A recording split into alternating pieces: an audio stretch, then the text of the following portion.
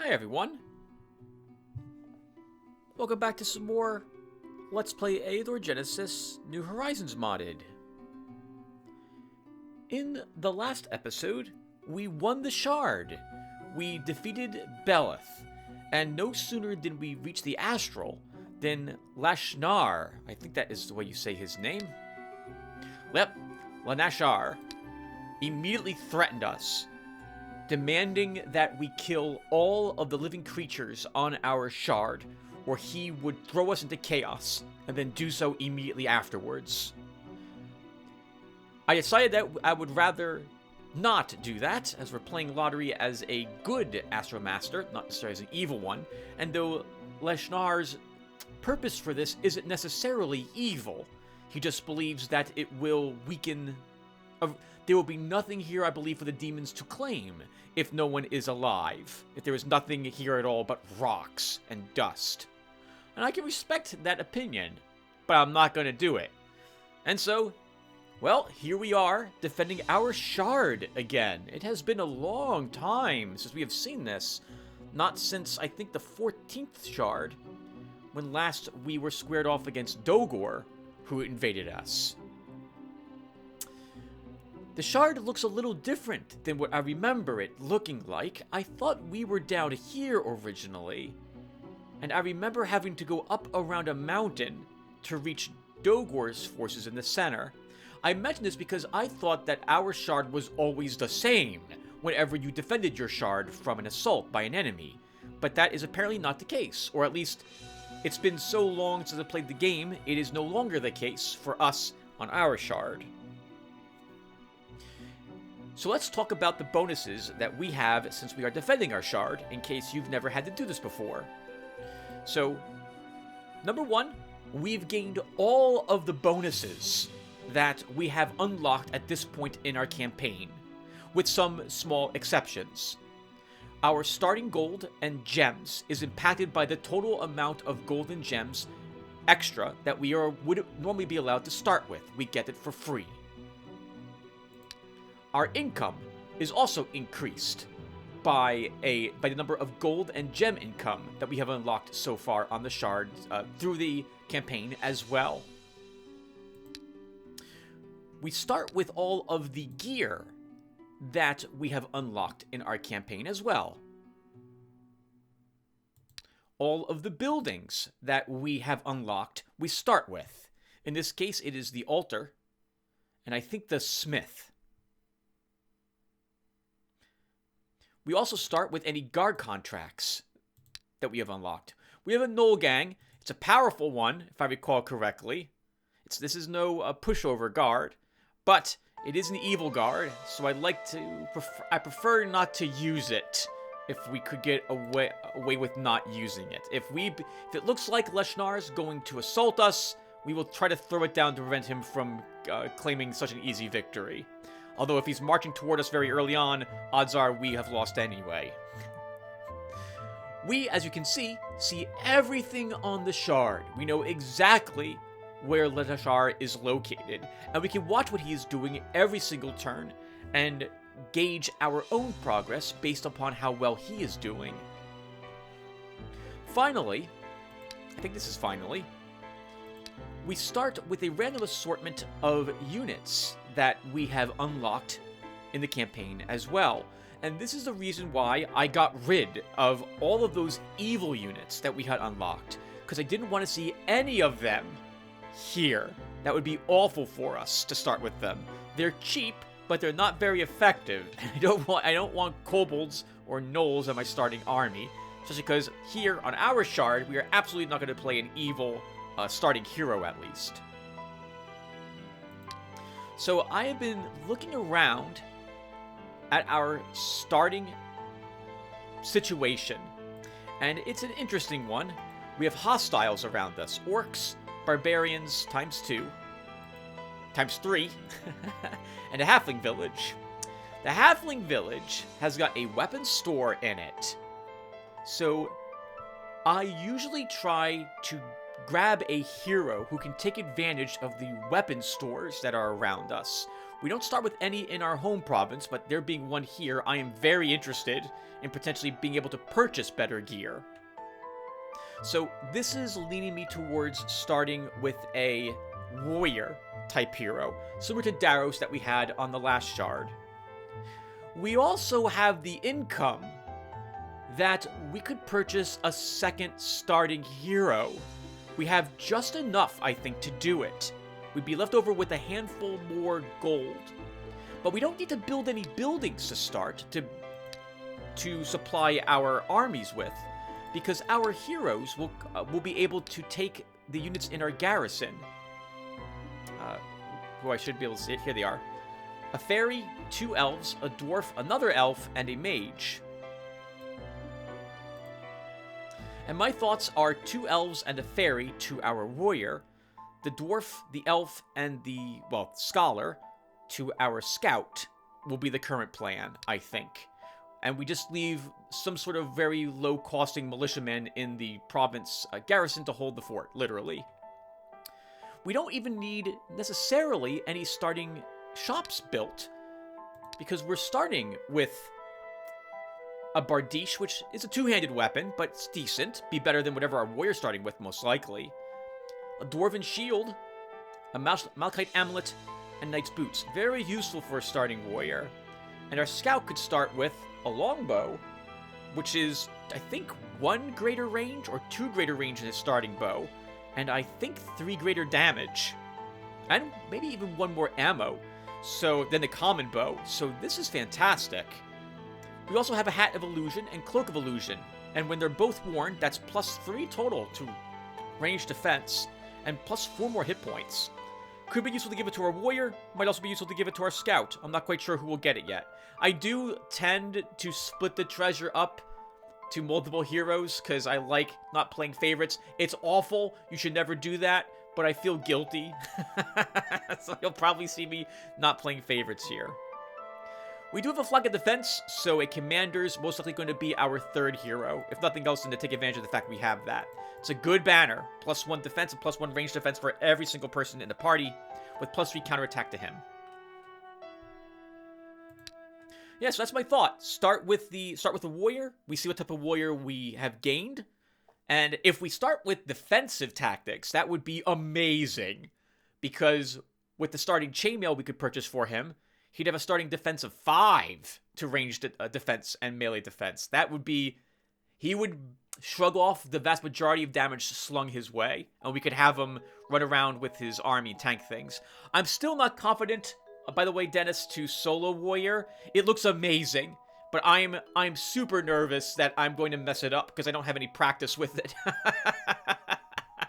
So I'm going to hold off probably doing it here. Plus, this is our shard, so if I lose that starting hero and his army, well, actually, we wouldn't give him an army if it's a starting hero, but if I lose that starting hero, we'd have to revert, and I also would like to not revert if I can avoid it. And our second hero will be the scout, and we'll use him as a support scout. And I'm thinking that because as for what our targets are, the barbarian, our warrior attacks the barbarian tribes and the orc tribes to immediately conquer these.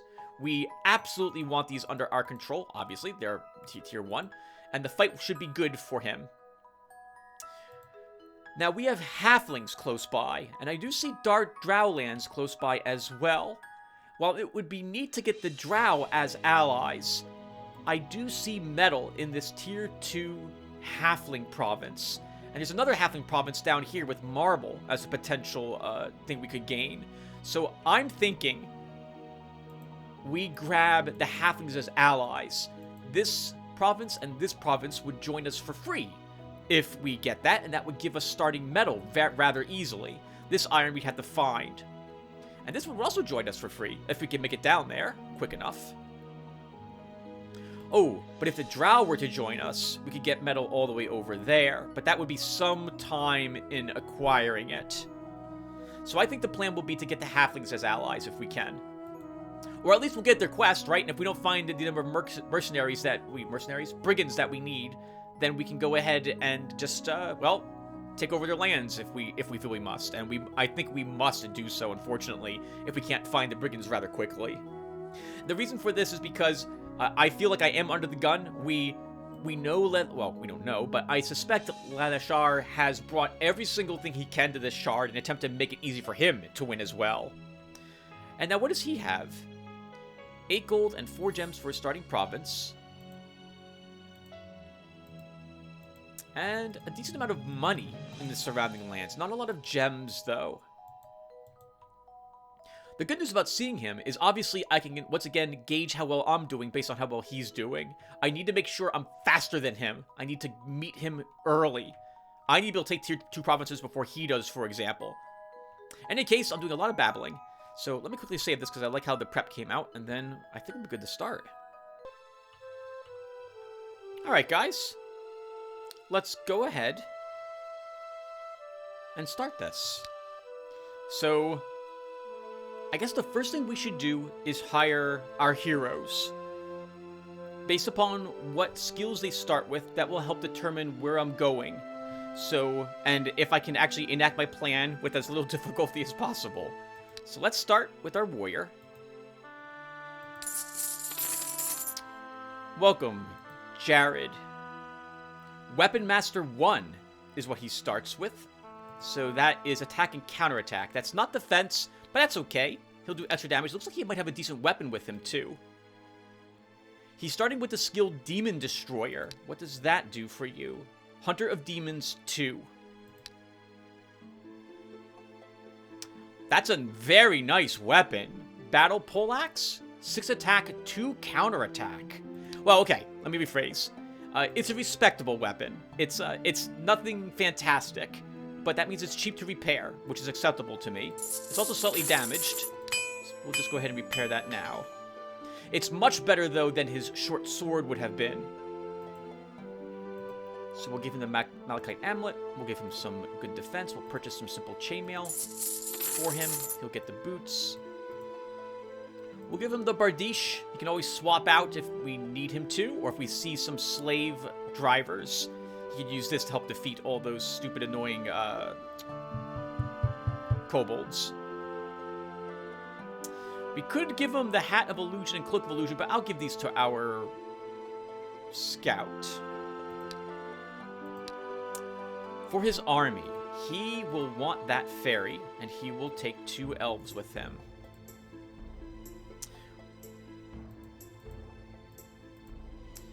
Next, I think we make our elves wind elves. It's safer for them that way. Their range will be 6, and I think it's the range attack also increases, or they ignore 1 point of armor. By choosing the Path of Wind, the unit will gain range attack by 1 and range by 1. Increases both of those by 1. Yep, let's do it. We'll take it for both of them.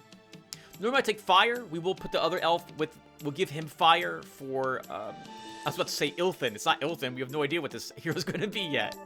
And Jared, you're heading up here to begin fighting some barbarians. I hit N for next hero, Tim, which we don't possess yet. Let's go ahead and hire... Ooh. 550. Can I make that cheaper?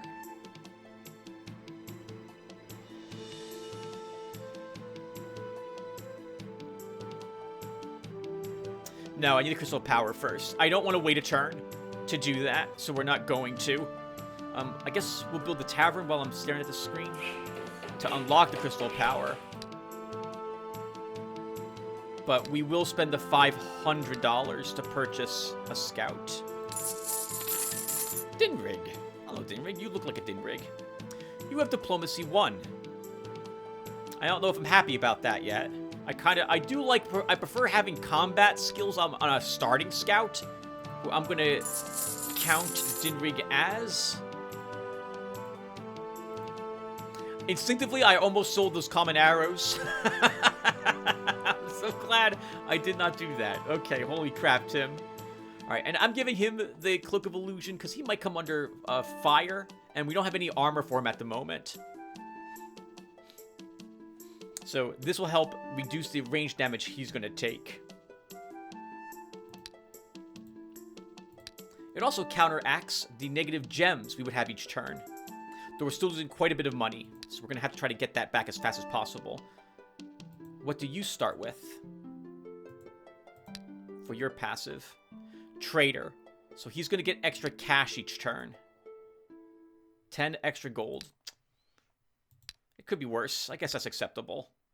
You also start with a young centaur in your group. He's 8 gold per turn, though, and we're just not going to need him. So out he goes. We won't need this guy either.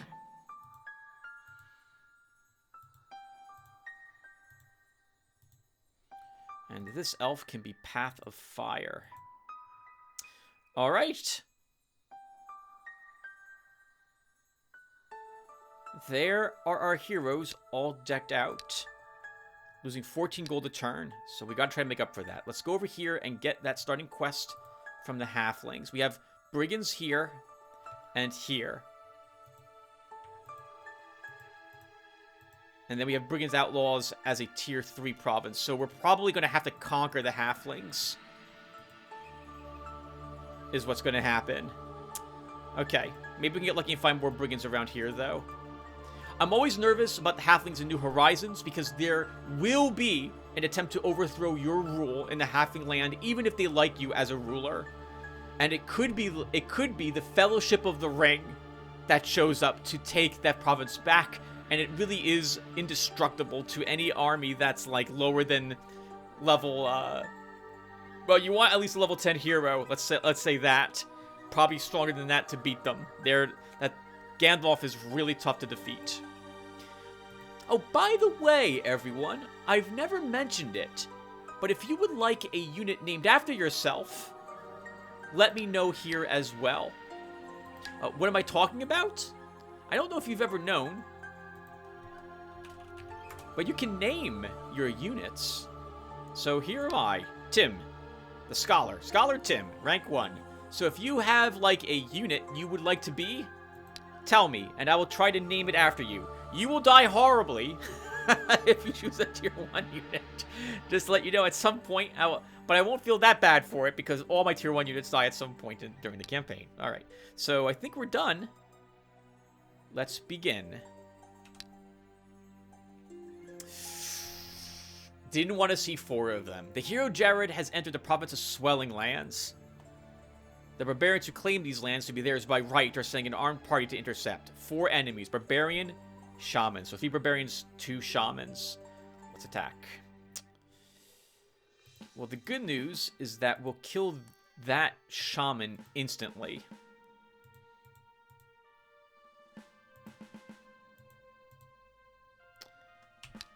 One, 2, 3, 4, 5. Okay, this is acceptable.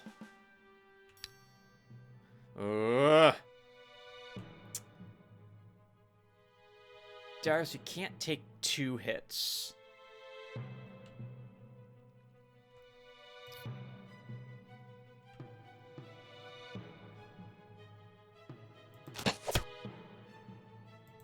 We absolutely have to kill that jerk first.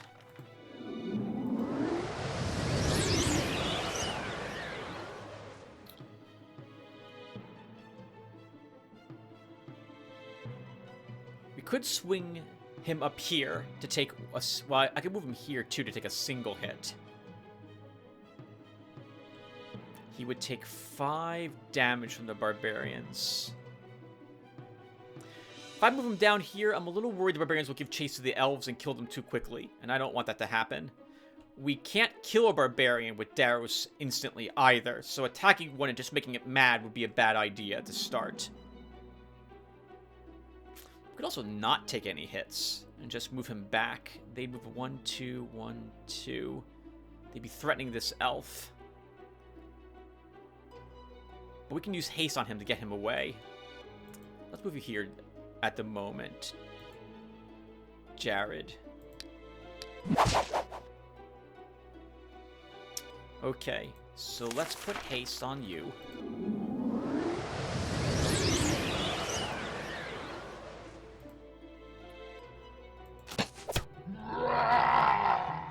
Jared should kill him, but just in case he doesn't, we will put 1 more point of damage on him.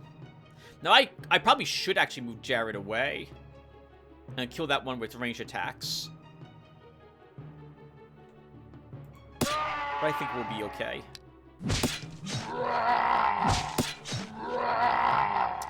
Can you two... I don't know if you both can kill this one. Actually, it won't matter which one you shoot at. Jared can kill either of these with a single hit. So let's try killing this with both of you.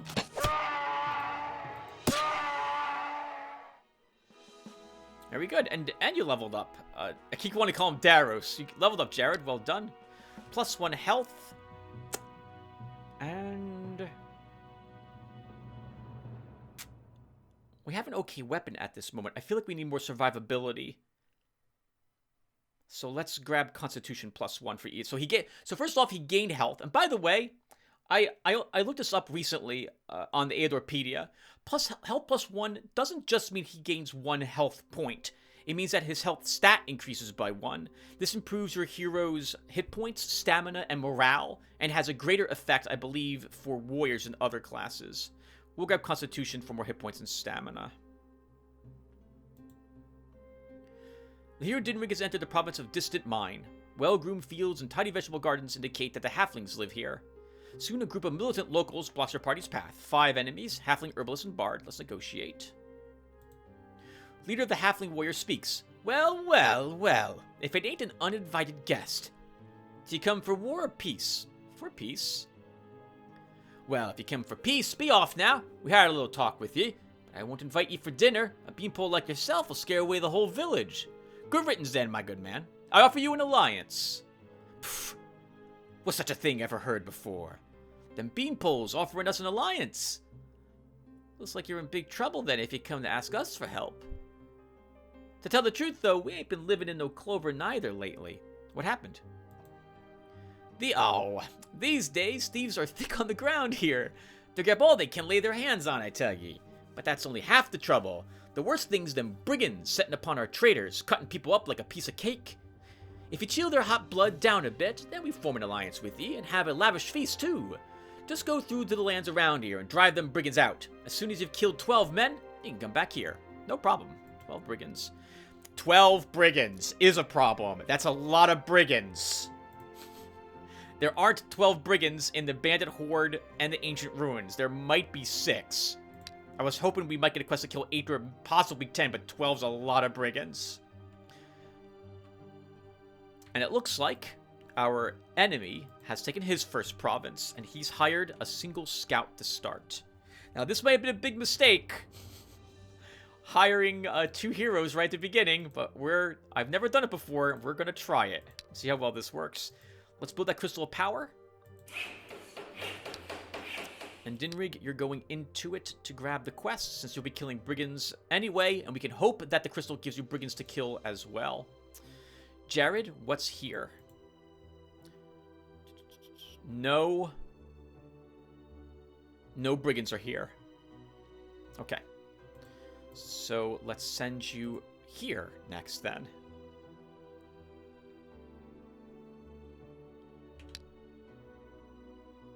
The hero Jared has entered the province of Holgor Valley. The barbarians who claim these lands to be theirs by right are sending an armed party to intercept 3 enemies, barbarian and shaman. We can absolutely beat 3. We just beat 4.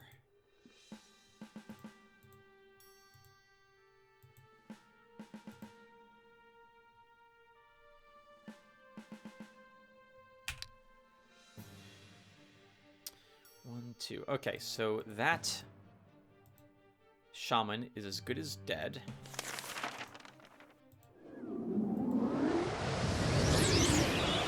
Terrain, move 1, 2, 3, 4. I can move you here, Jared.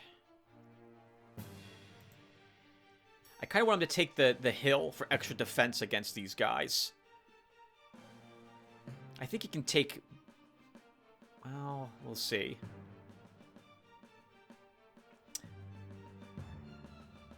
If I move you here, you get attacked by one of them, and you counterattack it, and you can kill it with 1 hit next turn. I think that's acceptable. What will he do on his turn? He can't move. He might move here. That would be annoying, but 2 range defense isn't enough to stop my elves from killing him. Yeah, let's move Jared here. And we'll take the single hit from that barbarian.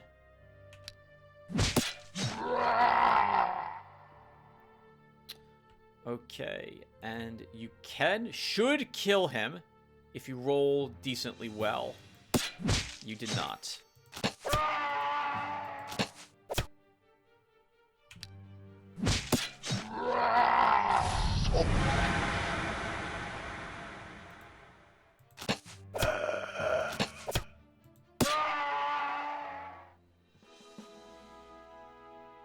Well done, guys. The hero Dinrig has reached a magic crystal through which astral energy streams out into this world. According to the ancient law of Eador, mortal heroes can receive special quests here. Choose a quest with low difficulty. Oh, come on, game! A dull voice is heard from somewhere deep inside the crystal. New quest. Eliminate creatures. Swordsmen. 10. Return if the quest is fulfilled. Bad luck. Screw you too, shard of mine. Screw you. But there's a quest we're going to struggle to do. Let's see. No swordsman there. There'll be a swordsman at the Temple of Light, but that's an awful battle, so we're not going to do that. There's no swordsman there. There's no swordsman here. Okay, so I'm just going to abandon this quest with you, because that's awful. And we'll just go and kill brigands. We're wasting time. Jared, you move here. What's here? Barbarians? Maybe we kill barbarians first. Are there brigands here? There's no brigands here. Actually, you know what? If we don't find the brigands, if we don't have 3 locations of brigands in it, we should just conquer the halflings. I think we'll have to do that.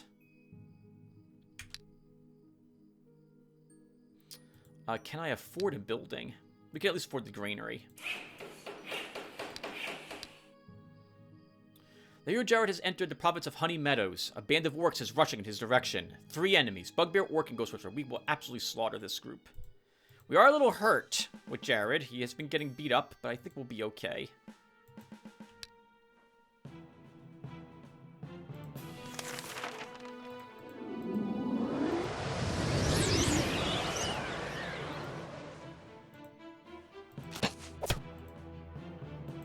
I was really hoping we kill him.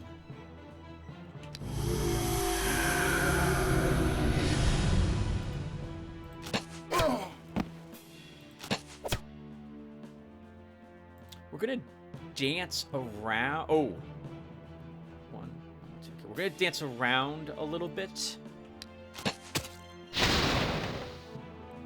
That's what I was really worried about. I wanted to destroy it, and we just didn't. We didn't have the output. I should have checked that first. Let's. Oh, Tim. Well, now we're going to try to kill her, so my elves live.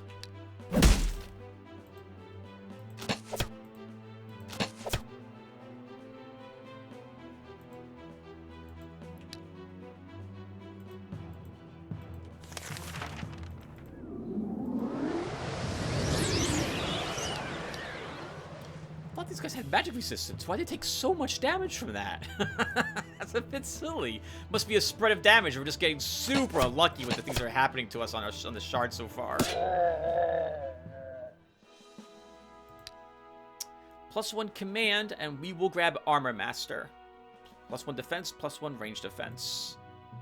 We'll give you an ammo, give you a range attack, give you first aid, I guess. Theo Didrik has entered the province of Steel Ridge. The barbarians who claim these lands to be theirs by right are sending an armed party to intercept. 3 enemies. We attack.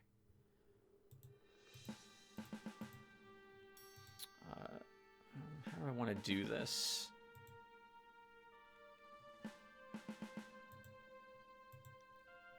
This should be fine.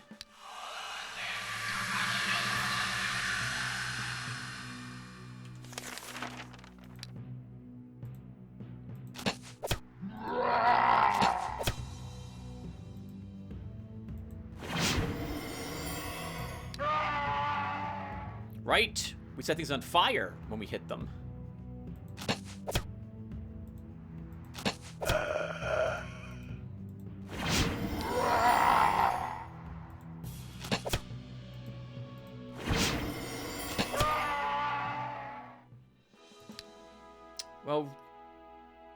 Well done, Dinrig.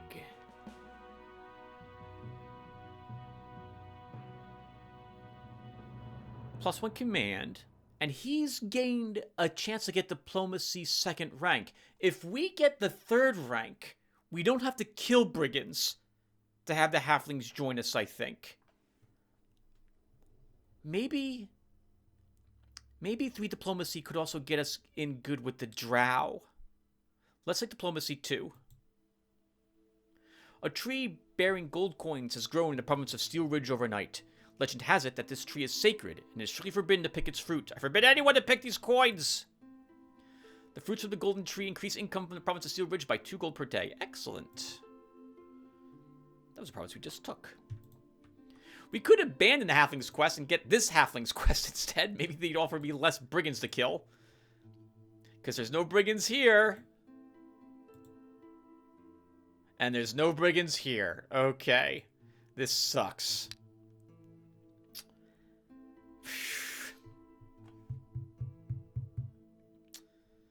Okay. I was really hoping it would be 8 brigands. We're getting really unlucky with the quests that the game's throwing at us at this moment. Okay, Leshnar is still hanging out at his capital. He has not conquered a 2nd province yet. Well, we have conquered all of our 1st-ring provinces with the exception of the halflings.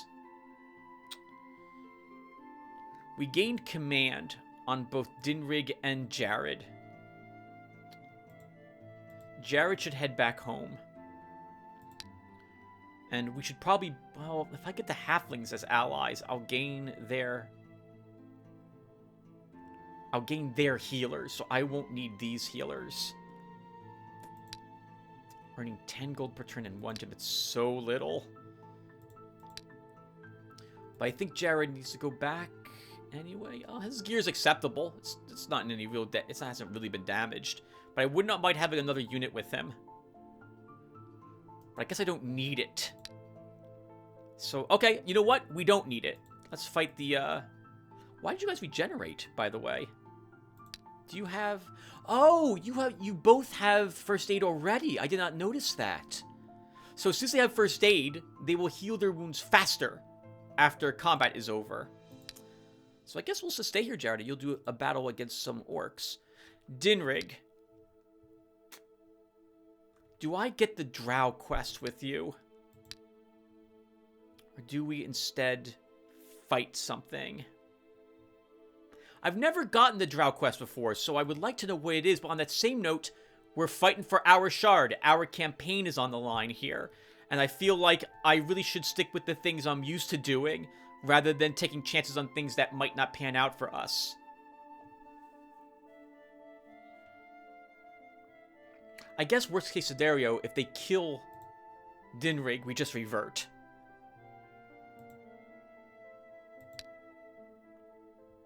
Let's see what their quest wants us to do. If it's killing elves, I think that's the orcs that wants you to kill elves, I think, right? I don't know what they want. The elves require you... Normal elves require you to go and find a specific location and kill the necromancers that are there in order to save elven maidens. The dwarves want you to find their axe, which is similar. It's a special location that you have you'll be notified of when it's finally located, and you have to go and defeat brigands there and thieves and what have you to retrieve the battle axe that they lost. Halflings are killing brigands, just a number of them. Orcs, I think, are killing elves. What are goblins? I don't remember. And I don't think I've ever taken drow as an ally. Ratmen are kill 4 necromancers, or some number of them. Centaurs are kill ogres. Lizardmen are kill slugs. Acro are kill the demon gate. Are there Acro around here? Only down near him. We will not be reaching that we will not reach that. We will either defeat him or not. Before we reach down there. Unless we build like a port city here to circumvent if he's built some really strong defenses here, but I don't think that's going to happen. Alright, I'm doing a lot of babbling. So... I feel like Dinrig... Let's see what it is. And it's a bad idea. It's not going to work. The Drow won't work with us anyway. We have a bunch of good aligned units. Their morale's going to suffer tremendously if you put Drow and Elves together. No, it's not going to work. It's not going to work. We're not doing it. We'll head back over here with Dinrig. You'll kill Brigands.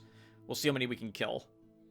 But realistically, if he levels up again and we see Diplomacy again, we will totally head over here and see if we can get the Halflings to join us without needing to do their quest.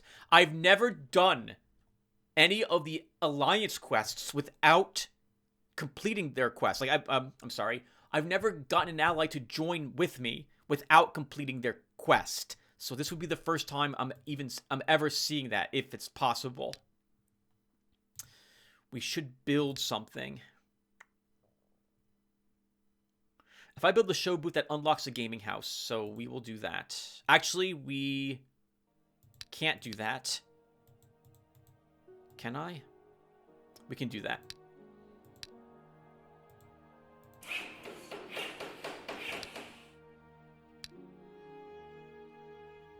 The hero Jared has approached the deserted ruins of a city of the ancients. Often ancient artifacts or some treasures hidden by the current occupants of the ruins can be found in such places. Scouting has revealed that the ancient ruins are not as deserted as they may have appeared at first sight. 4 enemies, Bugbear, Orcs, and Ghost Whisperer. We can win. Assuming we don't have 2... Alright, good. As long as we don't have 2 Ghost Whisperers. I'm a little nervous about their archers.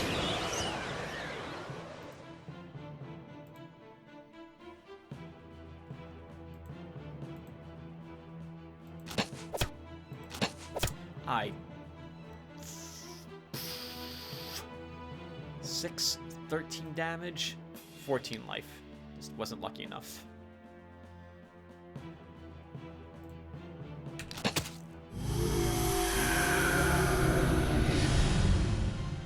Oh, well, that's handy. They pinned that other one behind their lines.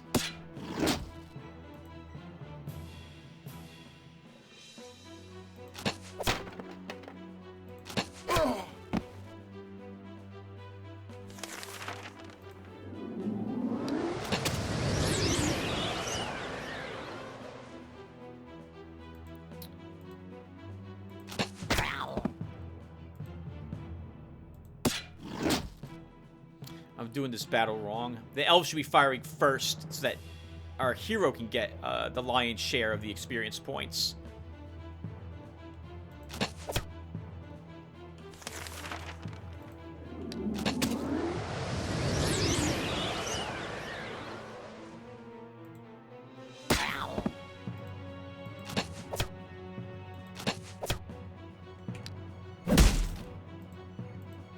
Okay, that was not a bad battle at all, though. Well done, guys. Can't afford it, Fairy. Couldn't afford it on all last shard. Can't afford this one either. We're getting 1 gem per turn. You're just gonna have to not have it. Increases precise shot by 2. I like giving this medal to every range unit. Like, getting 1 of them. So, yes, you can have that. Plus, for morale on our starting hero, that's not so bad. Although you do have a medallion already. So, this is not for you.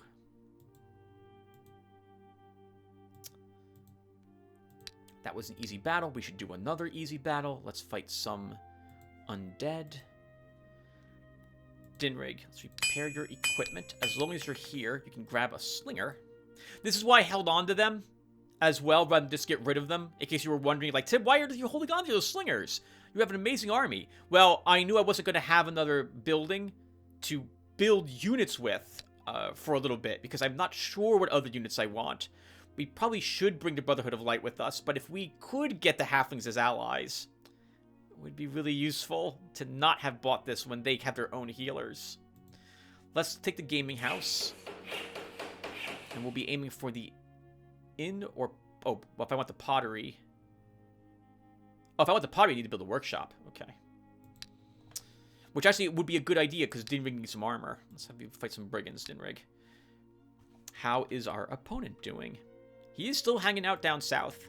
This must have been a tough battle for him. He's playing on Lord difficulty. So, let me look up that really quick. Just in case you guys have forgotten, because I know I have. I'll go ahead and use it for you. Where are... I want the mechanics. And from here, I can go to difficulty settings. And it's flipped for the AI. Okay, he is playing on the equivalent of skilled difficulty level. So one level lower than what we are playing, right? It's beginner, skilled... crap. Oh, experienced... No. Competent. Beginner, skilled, competent, experienced...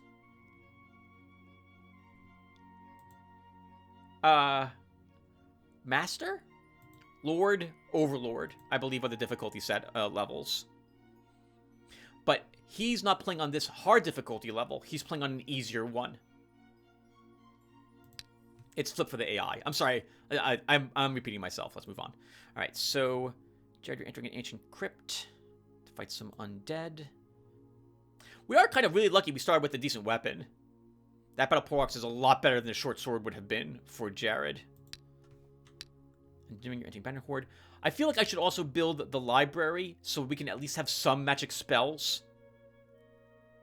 But we're holding off on it for a bit. The hero Dinrig approaches a suspicious building, something vaguely resembling a den of robbers. It looks like the criminals here might be of the most unrespected kind, and it will probably be worth cleaning out this nest of riffraff as quickly as possible. 4 enemies, Brigand, Thief, and Renegade. Let's attack. You know, it just occurs to me, we're practically like an all-ranged army here.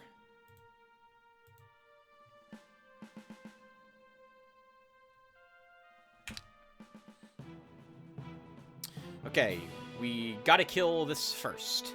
It has 10 hit points. We can't kill it with you alone. Ooh. You don't have range on him. That's annoying.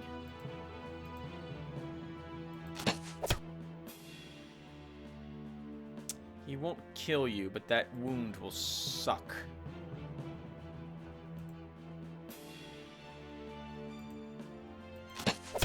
Maybe we can get him to shoot our slinger instead.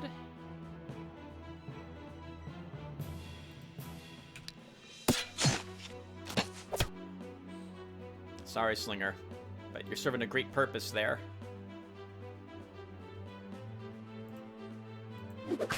Yeah! Okay, this is really bad, though. We have to move you up. We gotta move you up. I would like that kill on my scout.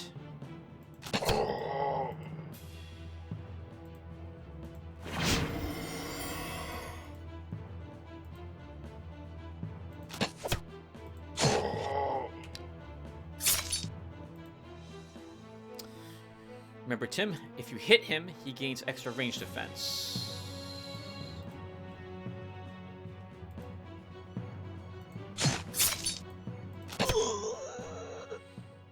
If you hit him with the range attack, he gains extra range defense. Be a little more clear with what I was trying to get at. We'll give you a range attack. Horde guard contract. 85 bucks and 5 crystals. The hero Jared approaches an ancient crypt. It looks like a burial vault of some ancient ruler or great warrior, and one is sure to find something valuable among the belongings of the deceased, and to encounter those guarding the peace of the dead as well. Skeleton, Bone Spearman, and Zombie. Just 4 enemies. This is really easy. You should not have any trouble here. I say should. 5 range up there. 1, 2, 3, 4, 5. He can't shoot my archers.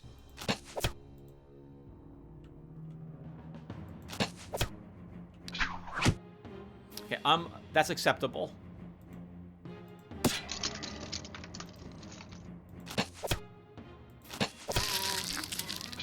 And that was dumb. Jared could have totally killed that. 14 damage. You won't kill it. But you can kill that. Now this is dead. Nice. Very easy. +1 command. I guess we'll give him some combat for that parry and precise strike +2 each. That's really nice. It's hard not to take the first rank in this, so we'll grab it. We'll give you the healing option. Traveling Staff, +1 attack, +3 counterattack, +3 stamina, skillful spellcaster, +1. Your governor in the province of Hogar Valley reports that a certain ratman who calls himself a Plague Master asked for permission to perform some magical experiments. He's willing to pay you 90 gems for your permission. Let him experiment, but no one knows about it. After receiving your permission, the Plague Master departs and returns after a while to pay the agreed fee, minus the cost for the disguise, 51 gems, 51 gems, then leaves. After a while, it is reported to you that as a result of his experiments, all locusts and other pests have perished, and gold income from the province is increased by 3. That's just great. I can't reward you, Plague Master, or I would. I don't have the money.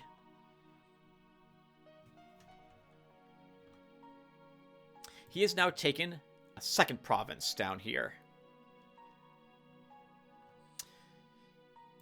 And Dinrig, you need one more battle. Please level diplomacy. That would be very, very nice. Otherwise, we will conquer these halflings. We're not going to have a choice. We just don't have the brigands. Let's fight more undead.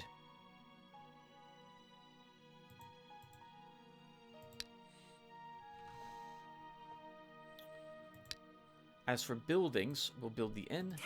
By the way, where are horses around here? Oh! 1, 2, 3. A tier 4 barbarian has it. That's a behemoth province. That's going to be really difficult to take those horses. In fact, I'm going to guess that's not happening for us.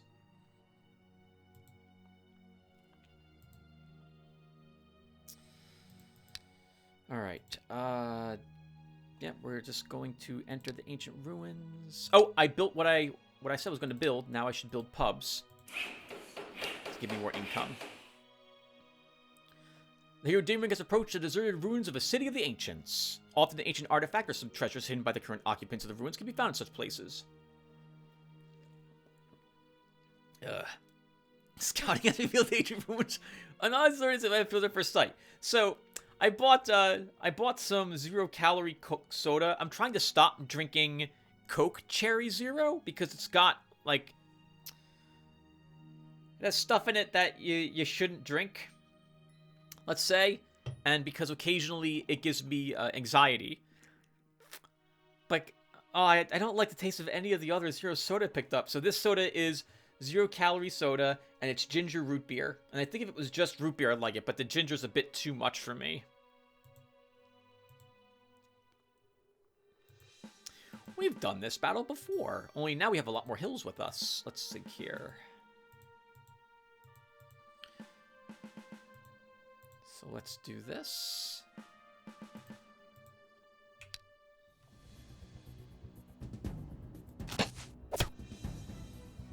One, two, three, four. Good. No one can be struck by him this turn.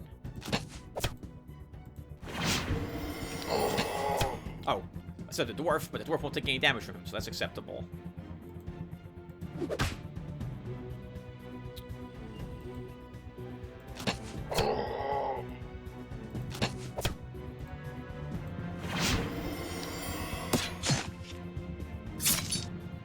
Okay, let's have you... What's worth more experience points? Level 3 with the magic medallion, which doesn't help him at all. Or this guy. Probably the brigand, because he's level 4.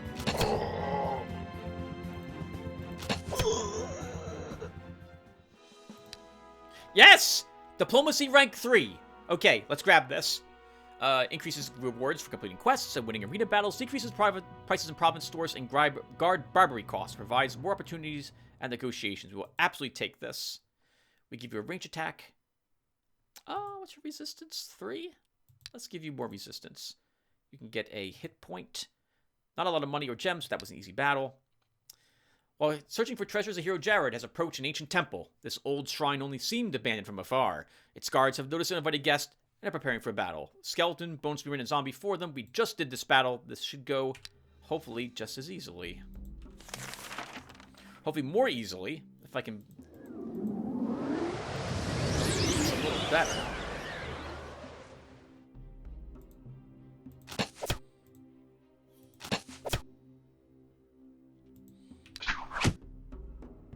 Darn it, skeleton. I wanted you to move up towards me, not where you went. How much damage did you do? 9? 8. You should kill this first.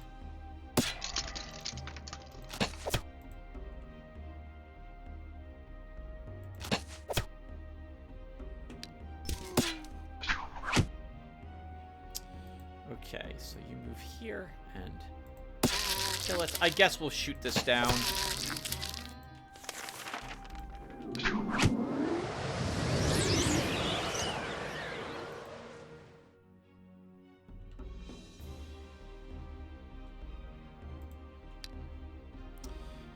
Be careful, Tim. I would like to guarantee I kill this.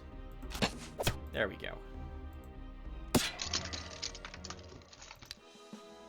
Garbage. But these are easy battles. We should expect garbage. How is Lanashar doing? He took his 3rd province, the Halflings. Okay. He probably took this, went back home, did a location battle or 2 here, and then is branching out to take more provinces. Ooh, really dizzy. I'm also getting vertigo attacks, which is really annoying. This happened to me pretty frequently 3 years ago, and it's back now. And my doctor has not called me, and it looks like she's not going to today. Okay. So be it. All right, let's go back to this. So, repair your gear, Dinring. So you've Dinring, Dinring. So let's send him up here. We can build another pub. At home, we'll build a workshop. And actually, we can purchase for you a leather jacket and more common arrows.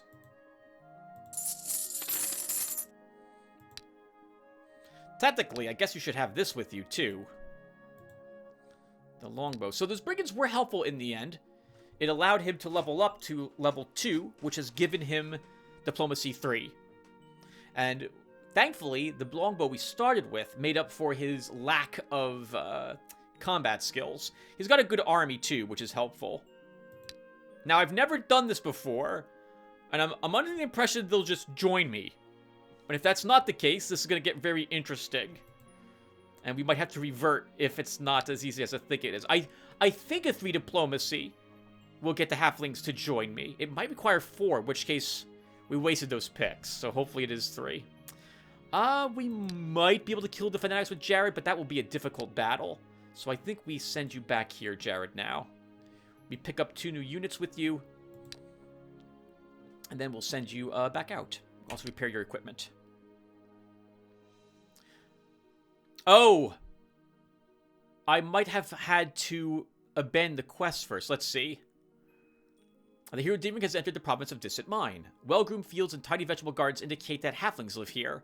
Soon a group of militant locals blocks your party's path. 5 enemies. Negotiate. Okay, so that was a waste of a turn. Do I want to redo that? I think I do. I can't afford to waste a turn.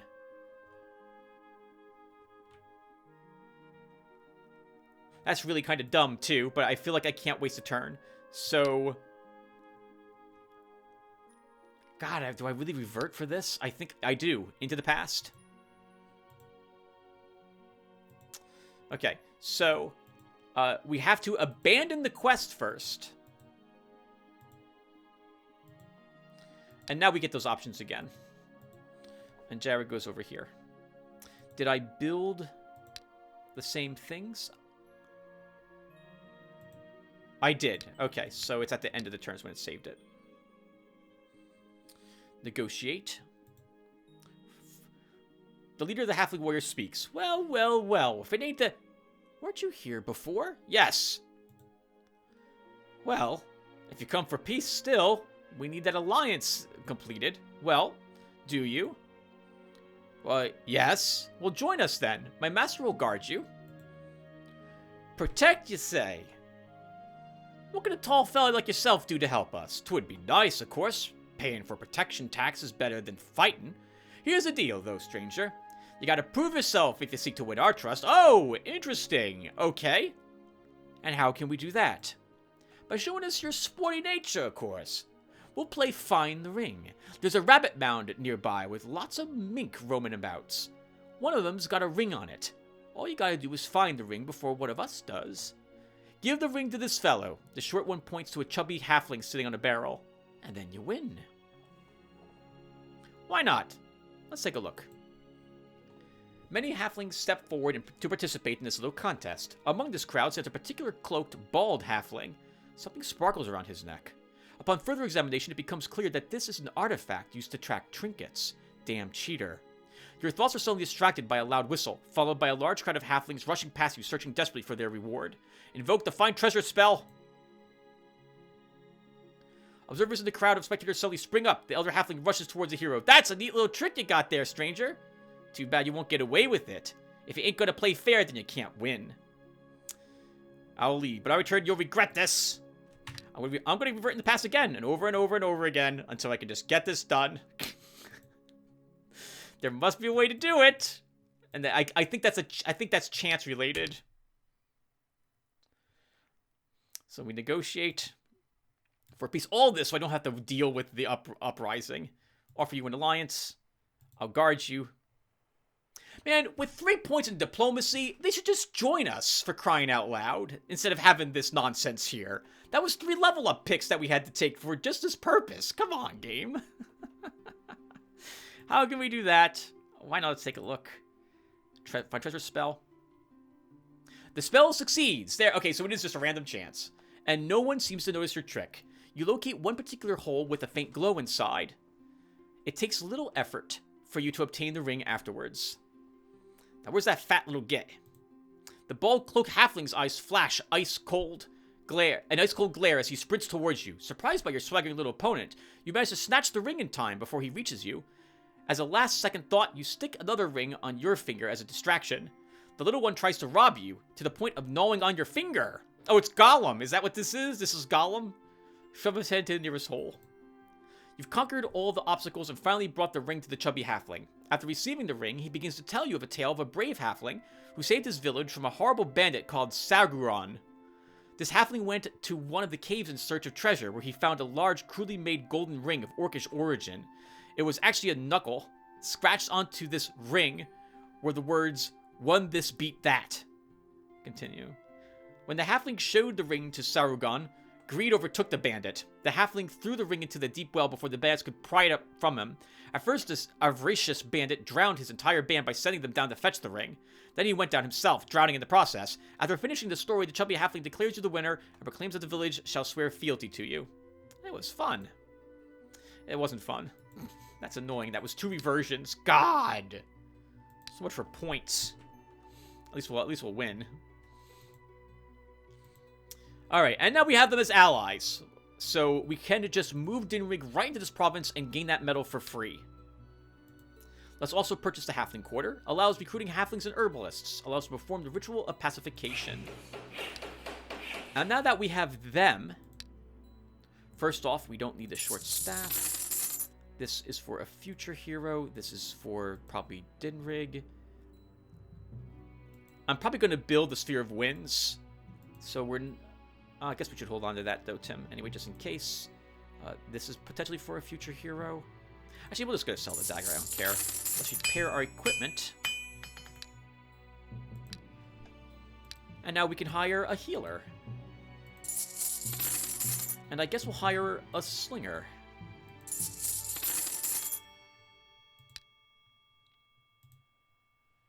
And, oh, the weapon store is here, too.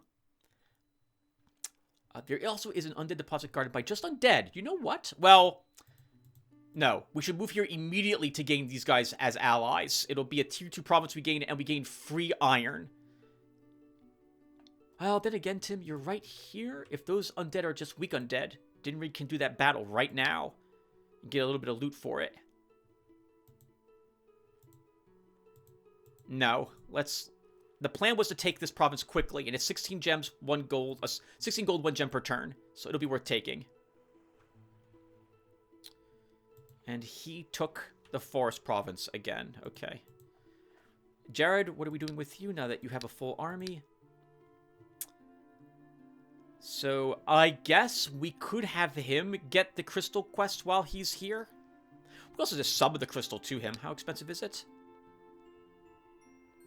Let's, so hold on. What's here? What can we kill?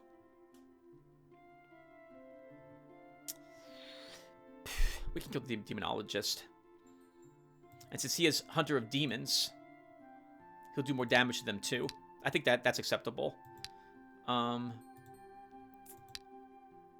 So then we will summon the crystal to him.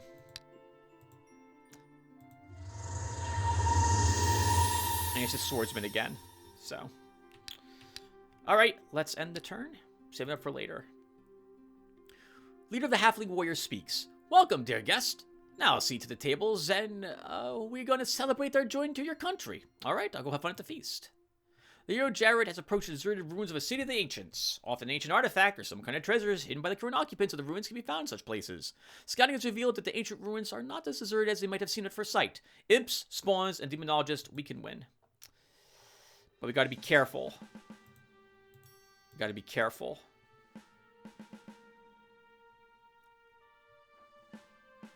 Actually, based on where the lakes are, we should do something like this. I don't think he'll be able to shoot his. So he's gonna summon a demon, imps generally, and throw them at us, and he can summon them up, I think, from 2 spaces away. So 1, 2, it could shoot Jared. He puts it here. Puts it here. 1, 2, 3. Puts it here. 1, 2. It shoots. That's annoying.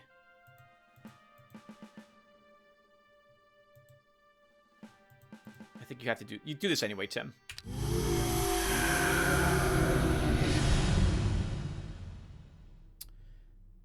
That was an interesting way you moved him. You moved everyone around. So...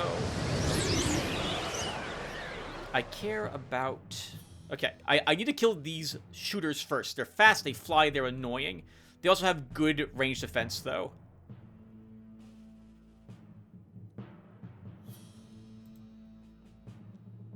We could move our elves up and kill him. He's got 4 range defense. You ignore 2 points of range defense, and you hit him for 4. You hit him for... You do the same... you hit him for 5. No, he lived. Never mind. So, let's just have you come down here. And kill the closer one.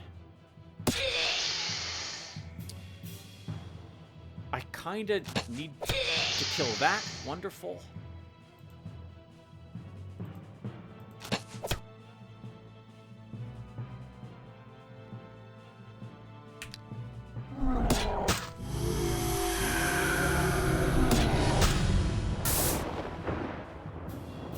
Okay, this one won't reach me quite yet.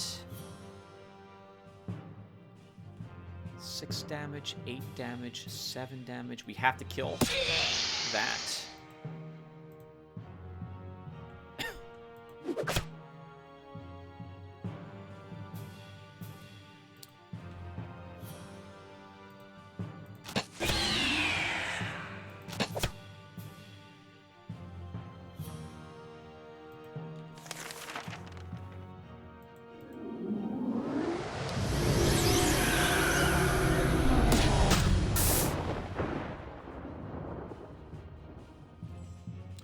Can you all... 3 range defense on this one. Really? How annoying. But I think we can kill it.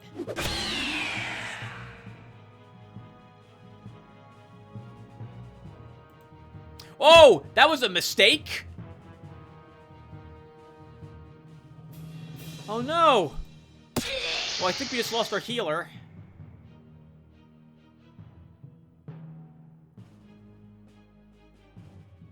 We did. Oh, we didn't. Okay, good. Oh my god. +1 health.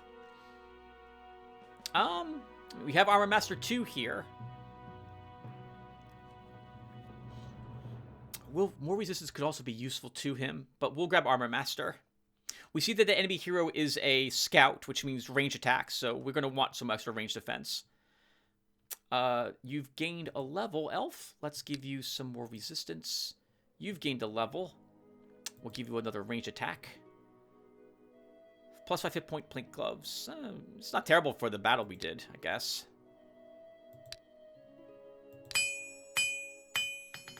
Repair all your gear. How expensive is an Astral Spy? We can't cast Astral Spy. We haven't built a library yet. Alright, so why don't we finally build the library? And we'll keep building. Pubs. Dinrig. What's here? Acreal and an iron deposit. And what's here? Goblins. We can kill goblins. We can kill gnolls with you too. And we can also kill the undead there. So let's have you do those battles. Jared. We just built the library. We should give you spells. So we will do that.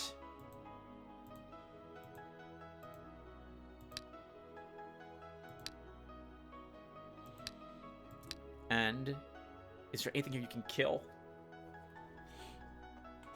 Acro will be very difficult to do without losses of my elves in particular. So we're not doing any Acro battles until we like lose our army. We could hire a whole new army, I guess, of just slingers, and Jared can kill all of them. But otherwise, I don't want to do it. Judging Dwellers generally would be like 2 kobolds, 3 kobolds, and like a harpy. So we could probably kill them.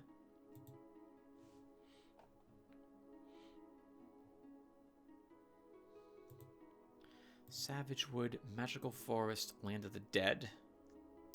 I'm a little nervous the halflings here won't be able to win against it. Let's see how tough this is over here.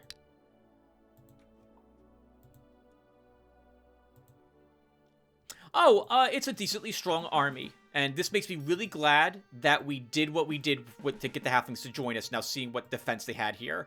This would have been a really painful fight to do. Early on, we would have struggled. I don't think we would have won this battle.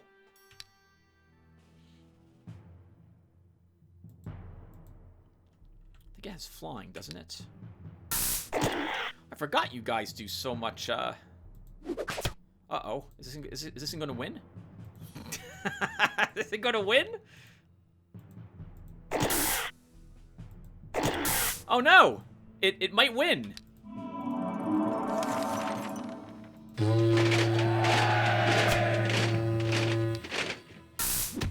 Help! Help! We have a level 12 Astral Spy, and it's beaten us. This actually doesn't bode very well for the halflings if they come up. Well, to be fair, it has 11 range defense, so halflings are all about their slings.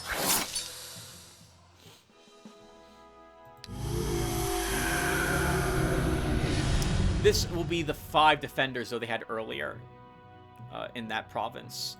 By the way, this province is making a lot less money than I'm used to for halflings, so there's probably a thieves guild there somewhere, is my guess. Did I build a building already? We did, okay. Did I build I built a building in my domain, haha, and I've already built a pub, so we are good. And where did Lanashard go? He went back home.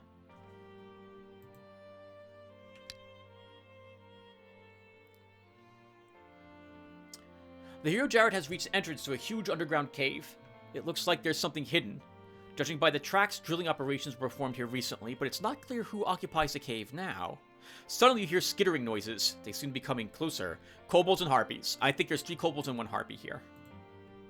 That's exactly what is here. Okay, so Jared, you're going to lead the charge here. This is actually going to be very tricky, because Jared has to take all the hits. And we have to kill the harpy first.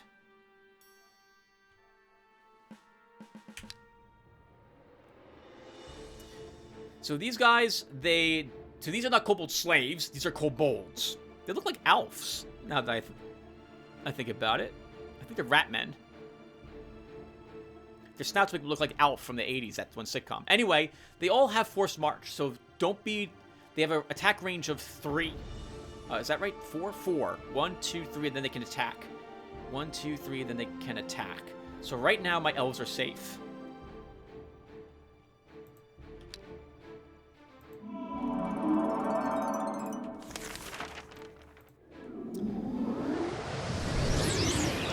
Can we weaken this? You do 13 damage. Oh, I mean, yes, we absolutely can. We need to hit it again. It should really... How much range defense do you guys have? 3? 5? I'll guarantee we kill it with you.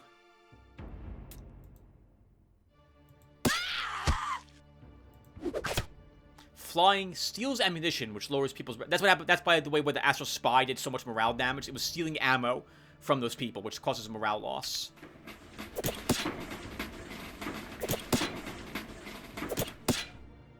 Okay, and we have 1. I'm pretty sure. These 2 have to die.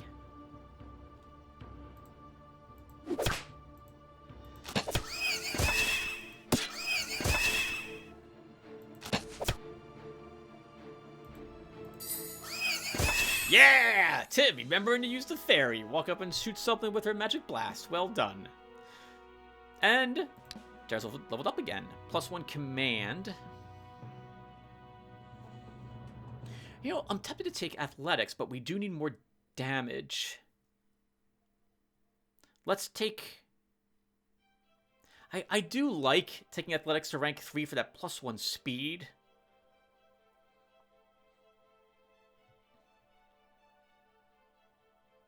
There's a weapon store here, too, so we might not need Weapon Master. Let's take Weapon Master anyway. We'll give you a Precise Shot 1. We'll give you a hit point. We gained just junk. Right there, so let's repair your equipment.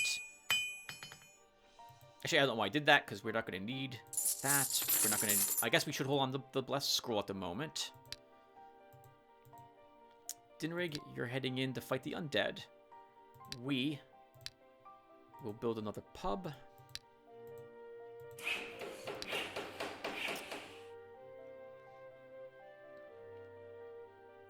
We'll build a pottery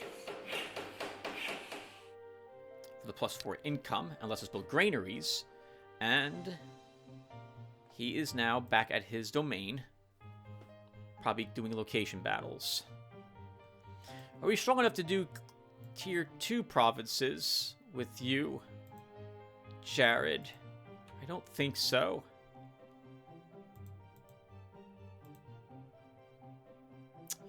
I don't really want another slinger in your army. Technically, I don't want this slinger either. I wouldn't mind having spearmen, but I didn't build them this turn. That makes it a bit awkward. Could take a normal slinger with you temporarily until we can build spearmen.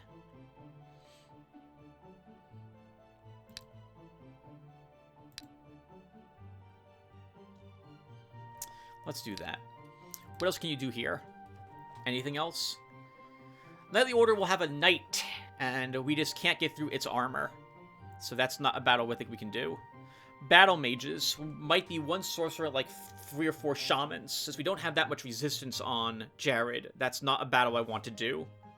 We could have stopped into the Temple of Light, now I think about it, and gained a quest from them early on too, but we never did. Look at all the Temples of Light all over the place here. What the heck? Got 3 of them in our lands. I don't think we do any of these.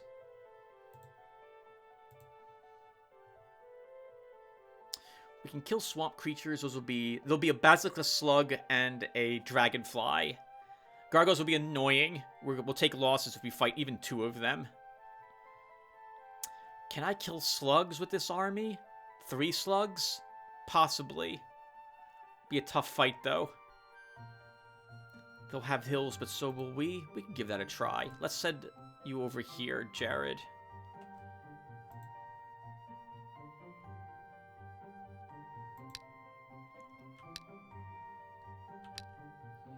And I built my pub already, right? I did. I built a building already. I did. Okay, so let's end our turn.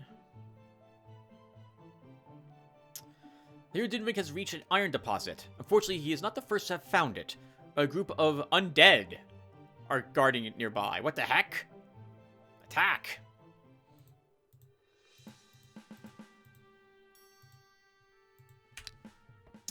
Okay. That's annoying. What's your range? 1, 2, 3, 4, 5. You're going to move up one. That's fine with me.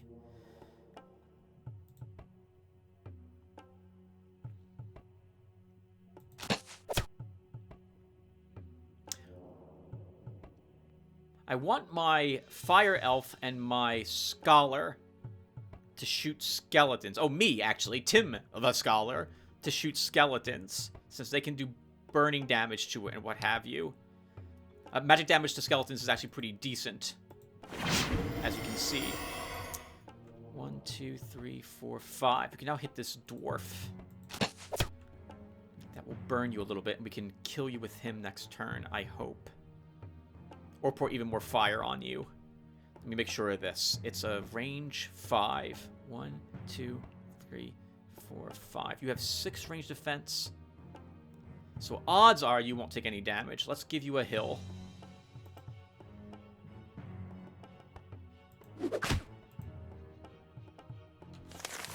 Right, didn't take any spells with him yet.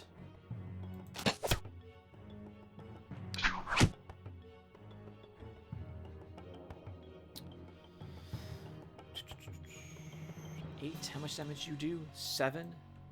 He'll burn up at the start of his turn. Oh, no, you can't reach him from there. Okay.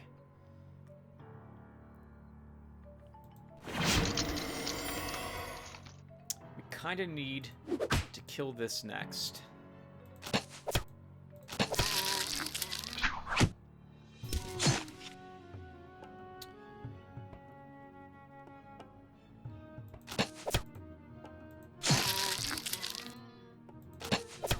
Fire's burning.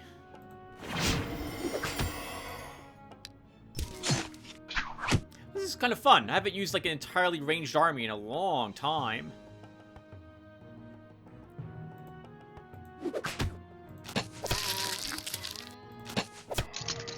All done, guys.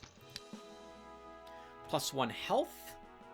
And I guess we will grab either marksmanship or archery. So let's begin working on that attack range. Gain a level, give you +1 ammo.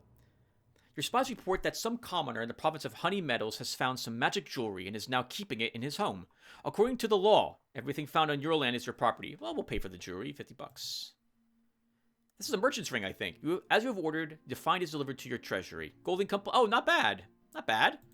+8 gold income. We see that on someone's finger. Jared, you'll kill the swamp creatures. Dinrig. It's 8 gold that's sitting there a turn, but we're here, so we need to keep doing battles here. So we're going to do that. How's your arrows? They're in good shape for another battle against goblins.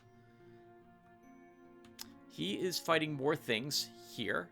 I don't see any other buildings built in his provinces, so he's not building pubs yet or granaries or the like. Speaking of which, let's put a pub here.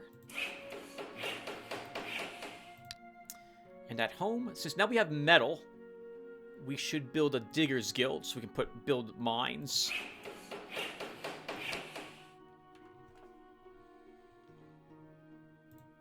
And we end the turn again. Is it turn 10? Wow. It's turn 10. That's amazing. Turn 10, we've conquered all our tier 1 provinces. We already have pubs on almost all of them. We have fully kitted out heroes with their armies. A level 5 warrior and a level 3 scout already. And technically, we did take a tier 2 province as well. So this is very promising. We're off to a fantastic start. I think so, at least. The hero Dinrig has approached the deserted ruins of a city of the ancients. Often ancient artifacts or some treasures hidden by the current occupants of the ruins can be found in such places. Scans revealed that the ancient ruins are not as deserted as they may have appeared at first sight. 6 enemies. Attack. I do not really want any of you taking damage. Let's do this. Okay, that ranged guy of theirs is by far the most dangerous. And now he's dead.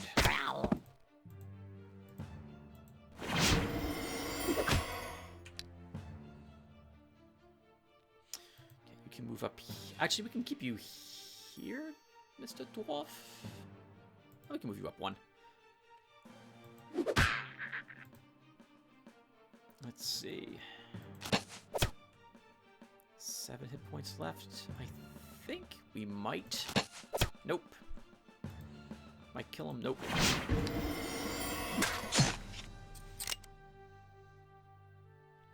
Pretty tough little goblins.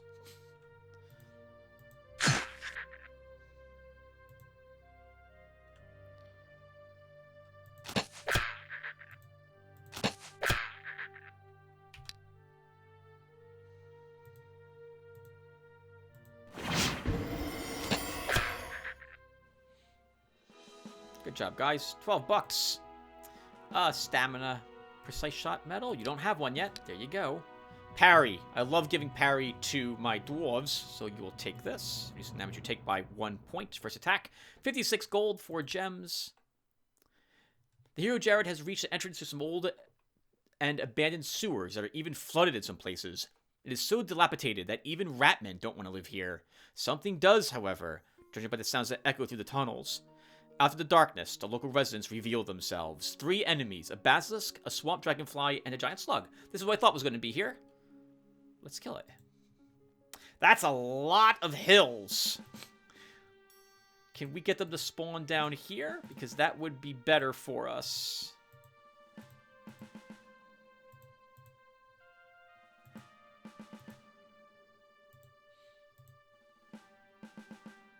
Well, actually, it doesn't really matter.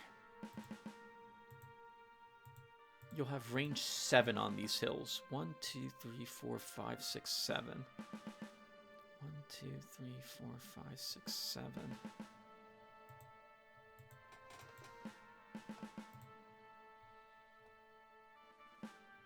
Let's start. Okay. So, oh, I thought we were fighting 3 slugs for a second. For more than a second, which is why I'm surprised to see a dragonfly up there. Let's move you over here. It can't reach you right away, little slinger, but it is outside the range of this guy. That's kind of annoying. That will do. Okay, this is perfect. So, can I weaken it? Get the kill. Jared.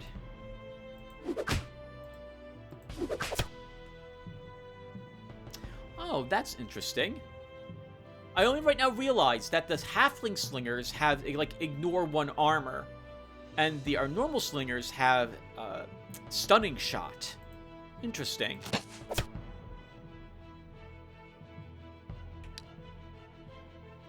Okay, now I know Jared's in range of the slug. So I think we kind of want to move back a spot. Can I hit the slug?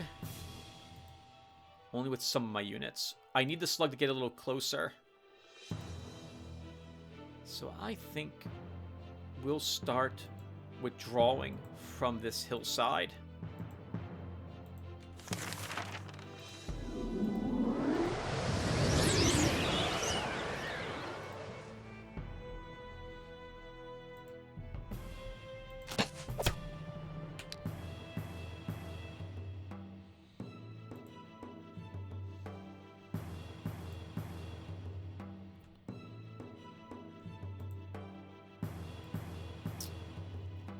I think we can let you take a single hit from that slug, and we'll be okay. Let's see if we can drop the basilisk low enough that that we can kill it with him. 15 attack damage. Should kill it. Let's though guarantee the kill.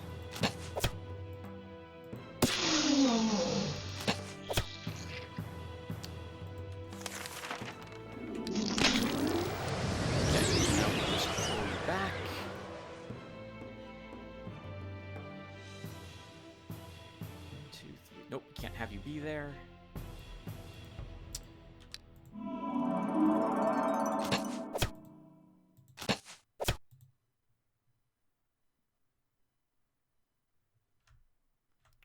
Two, three, four.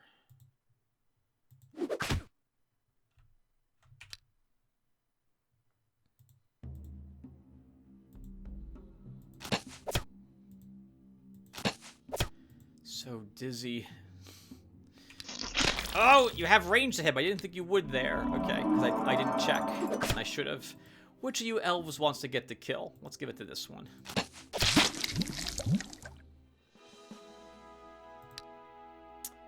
A defense, I guess. Can't give it to a little fairy not making enough gems. The money's nice, but the treasure's not. The items aren't. But well done, Jared. You won that battle. Let's do a battle against these demons. And then I think we'll call it a session at the end of this round. You'll fight some gnolls, Dinrig. And we should build more buildings. Let's build all the pubs. At home, I think we want the Spearman School and the recruiting station, so we can get the light infantry guard. And then probably, I'm guessing the Swordsman School and Crossbowman School for the Guards Guard. We don't need healers, level 1 healers, because we have halflings. And we don't need range support because, like, the shooting ground. Technically, we don't need the Crossbowman School either. We could build a Pikeman School, I guess. Spearman, recruiting station, Pikeman. Swordsman? We could do that. We could do that. Oh, let's also, before I keep forgetting, use pacification here. Cheer up the orcs a little bit. And down here, we still only see one hero from Lanashar. He has not yet conquered all the provinces because he hasn't taken on the Land of Chaos yet. And it's looking pretty good. Let's, did I build a building? I can't remember. We did not. All right, so let's build a foundry. Income from irons increased by 5. I think, will that could be plus $5 for both of these places? It did not. And they didn't check here first either. It must be related to the mines.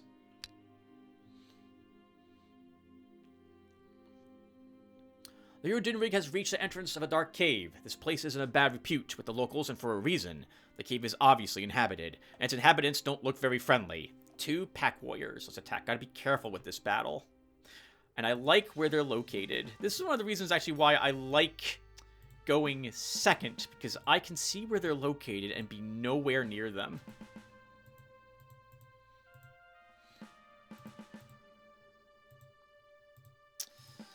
Well, it is going to be tricky to do this battle, Tim says, as he begins putting everything near them anyway. 7 range on you. If I put you here, 1, 2, 3, 4, 5, 6. You can hit them immediately.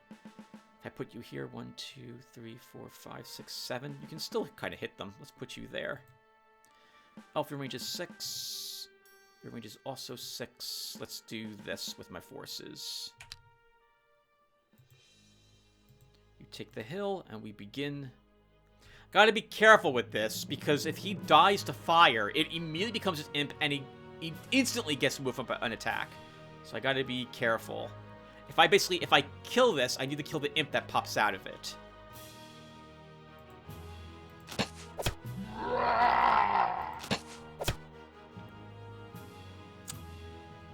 We will hit it next turn.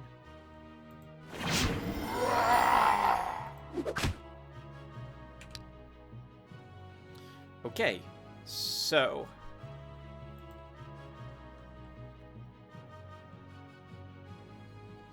if you It has 4 hit points and no ranged defense. I was really hoping that would kill it. We wait another turn. Okay, and now we kill this. How much damage do you do? 8.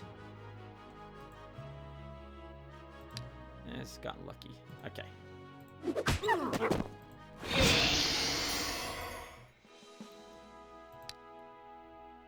Infantry shield. If we didn't have the dwarven shield, this would be an incredible find for us so early. But we do have a dwarven shield, so it's not as good. The hero Jared has approached the deserted ruins of a city of the ancients. Often an ancient artifact or some treasures hidden by the current occupants of the ruins can be found in such places. Scouting has revealed that the ancient ruins are not as deserted as they may have appeared at first sight. For enemies, imps, and spawns, we know we can annihilate this enemy army with what we've got.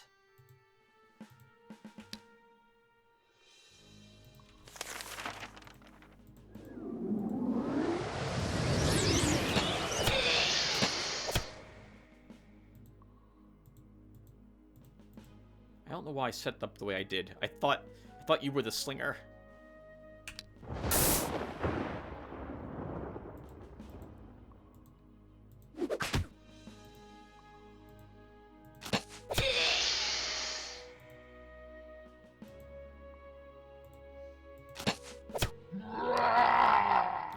Yeah. Get all mad. We don't care. We're gonna kill you with Jared.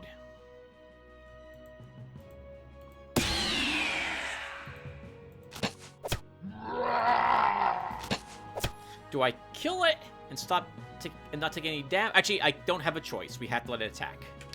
And hit it with the counter attack. Well done. We will give you a first aid.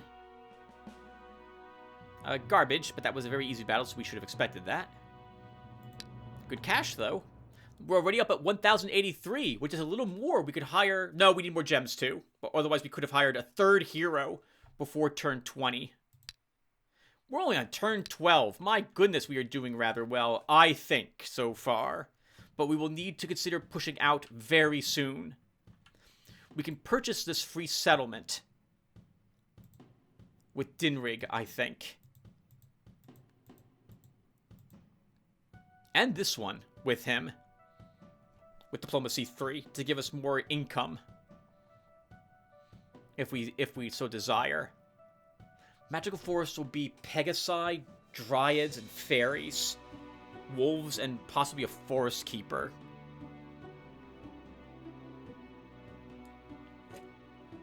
Ugh. But we'll need to take it if we want that wood, and I think we do. I don't know if Jared's group should do the battle, because it's likely to be rather painful for him to attempt. I think I want one more level before we go after tier 2 provinces.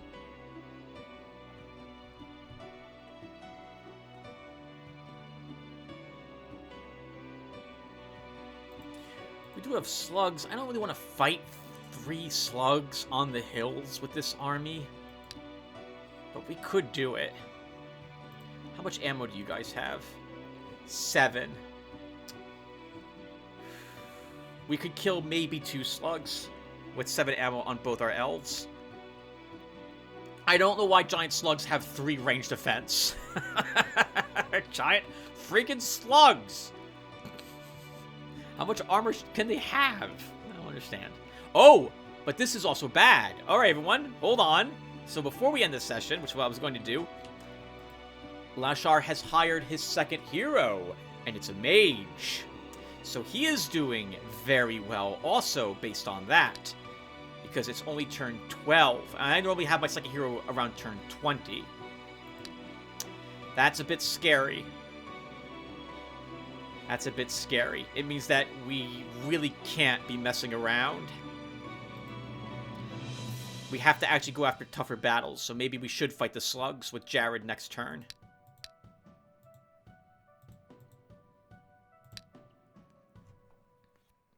I forget what monster breeders are.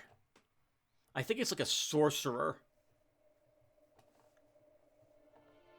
if I recall correctly.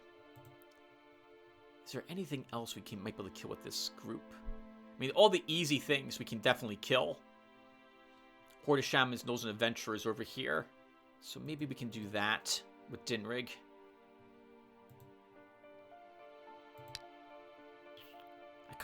But he's here right now. That doesn't matter. I think we go here next turn. We kill these slugs with Jared. I think he can win that fight against 3 of them. And in the meantime, we'll begin building mines as well, just to make sure we're getting even more income. We're up to 68 per turn. And I should build something. I tend to like my jewelry stores. We haven't even unlocked the 2nd tier jewelry store. The carpenter shop would also be good for the arrows to increase Dinrig's damage.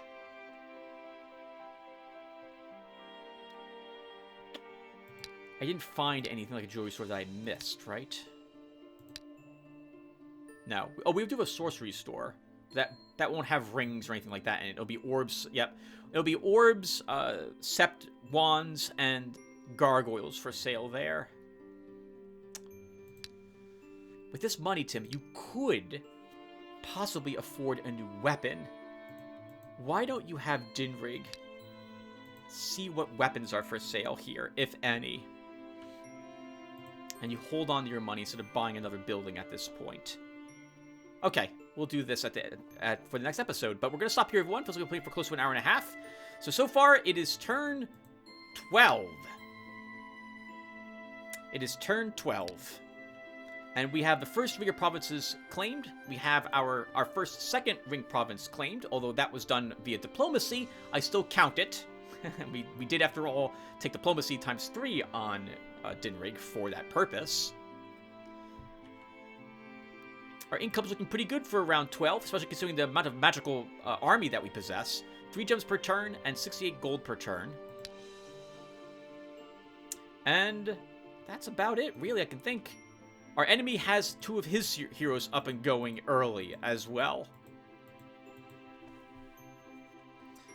A bit faster than me normally. Oh, and he's built a sawmill here. So that tells us a little bit more about what he's done, too. Because that means he's built a carpenter's guild. Which means he's also unlocked the carpenter's shop, probably for himself by this point, and purchased better weaponry and for his own archer.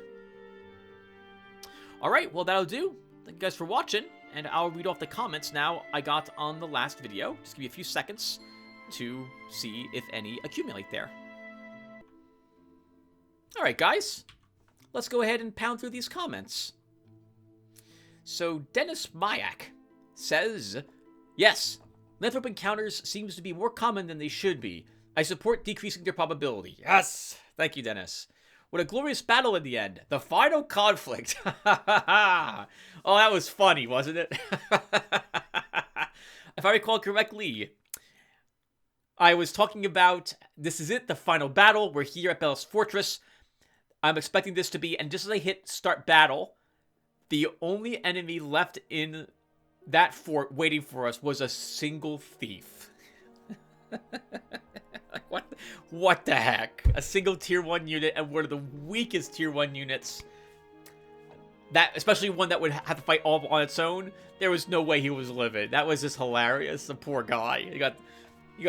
He drew the shortest straw for the one who stands there, making sure that the enemy has to waste a few turns sieging that the walls out front. Bruno. Oh, really quick as well, for the Lycanthrope encounters, I think I did figure out, by the way, how to lower the chance that the encounter happens. There's a... you guys probably don't care, actually, about how it's done, so I'll spare the details. I'll just say that I think I reduced the chance of it happening by at least 50%. We will still probably get it, and it might happen more than once a shard, but hopefully not more than twice, but we will see. It's odd because I'm pretty sure it's done by weights, not like a... I reduced the chance that it occurs, but I didn't reduce it... I don't think I can make it happen only once per shard. So, Hopefully I fixed it. Bruno says, maybe you're just a good jury and they like you. No! No! So, I've never served on jury duty yet, but I get summoned to jury duty very often. I've been summoned to jury duty, I think 16 times? No, it can't be 16 times. 12 times? At least 10. At the very least 10. Actually, I think it's 10. 10. Yep, 10 times I've been selected for jury duty.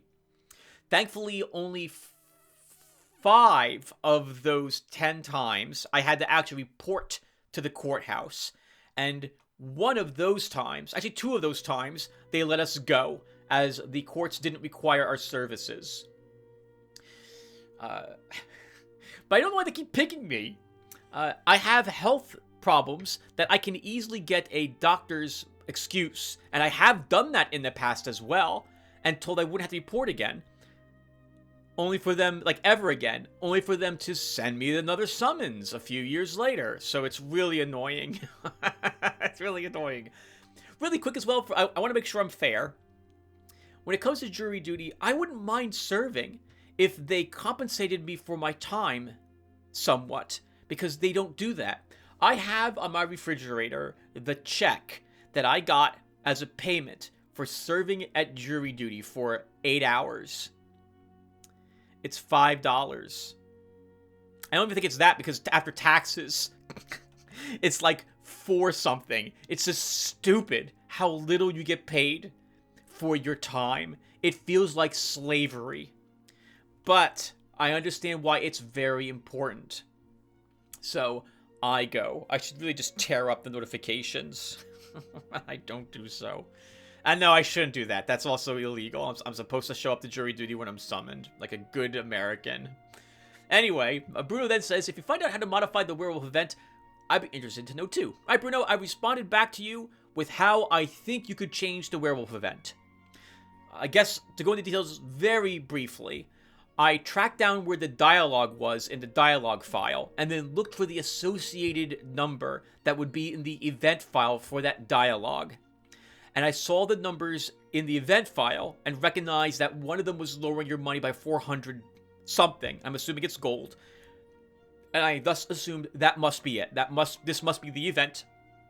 And then I see that there's a possibility followed by a number. And I'm pretty sure that number is a weight. So similar to Darkest Dungeon's loot tables, the higher the number, the more likely it will happen during any turn. And it looks like it can happen on any shard for any reason, based on other numbers I saw.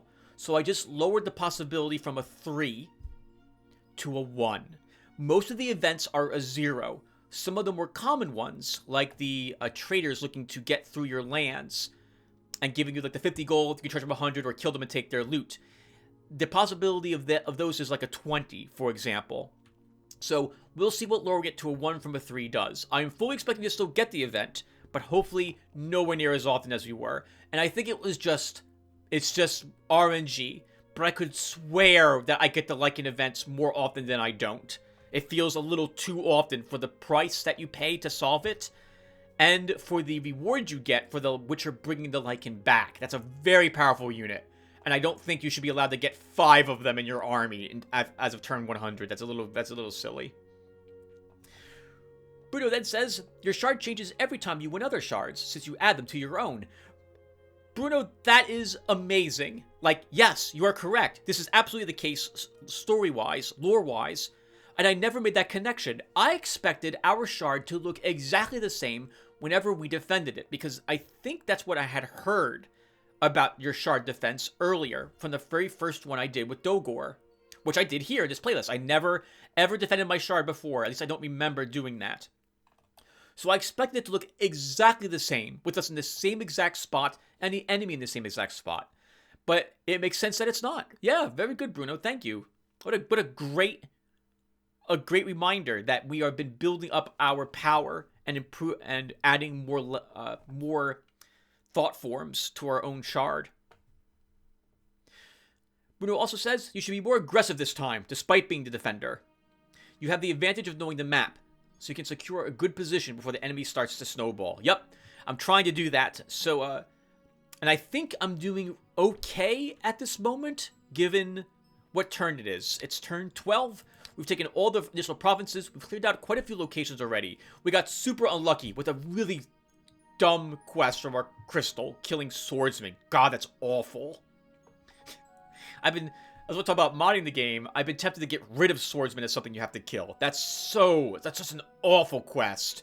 Because you're 10 swordsmen, man, you'll be lucky to find fanatics or clerics to kill 10 freaking swordsmen. That's just terrible. But in any case, we thankfully looks like we didn't need the crystal quest, as we are doing extraordinarily well with 2 heroes at the moment. And yes, I do want to be the aggressor. The moment I feel like I can take tier 2 provinces, we're going to do so. I'm also really nervous about that, because now that I've seen what this province has for defenders, as a tier 2 halfling village, I suspect these will all be very difficult. Like this Savage Wood, it's not going to be 4 spiders. I think it's going to be 6. That's a tough fight. That's a very tough fight. That's an extremely tough fight to do. Even with our elves and our army, that's tough. That's very tough. We'll have to do it. We'll have to assault this place from this place so I can get the hills. But I don't think the drow will be an easy battle either. Like, I think all this is going to be tough. We'll see in the next episode, which I'll record right after I'm done with this, because I am totally not addicted to this game. And it just occurs to me my voice is probably way too loud. 1 second. Okay. Not as bad, but still kind of bad. I work from home since COVID has occurred, and it's glorious. And I have lots of telecons with other people at work. I work in the computers software industry, as it were. So lots of programming for me, and lots of working with people to talk about code and so on. And, well, some of the meeting software I use, like WebEx, adjusts my microphone volume. And often I forget that I had been in the meeting earlier during the day, and now I have to do some editing on this video when I'm done to lower the volume of what I've said so far. That's just a fancy way of me saying that, oops, I forgot I was on a WebEx. I'm going to have to make sure my volume levels are acceptable when we're done with this. Alright, who's next? We've got Adorable, who says, I think you have a good plan. I would play slightly differently, but I have a very different playstyle, so that isn't surprising. Starting with 2 heroes will be interesting to see, but if you're going to do it on any shard, this is the one to do it. Since you can see all the provinces, the risk of not getting the income to support both heroes is way lower. Yep. So it helps that we started with all of our starting, like everything we unlocked, that starting nest egg. I felt like we could probably get the income to balance out by turn 5 or 6 if we took a lot of early provinces. And then if we were lucky, there'd be enough low-level locations that we could begin getting the money we needed that way, rather than through mostly income early on. And sure enough, that worked. And now we have already 1,013 gold and 224 gems. Perfect. We can begin constructing all sorts of other buildings. We're going to want to take this next, I think.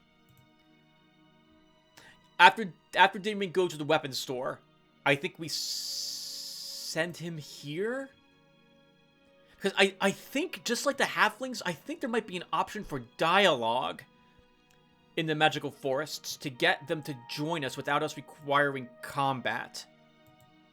Oh, that's a shame. I didn't realize they were sent. Well, it wouldn't matter. I need the halflings. That wouldn't matter. We wouldn't have reached it. We could not have gotten here had we not... Okay, there, I'm babbling. Let's move on. Sorry. I don't think you need to revert your changes to the Dark Elves. I was just making commentary on the difference between a player and an AI using the same unit. When I use the girls, they feel very fragile and very weak to start out. But when fighting them, I yell obscenities at my laptop.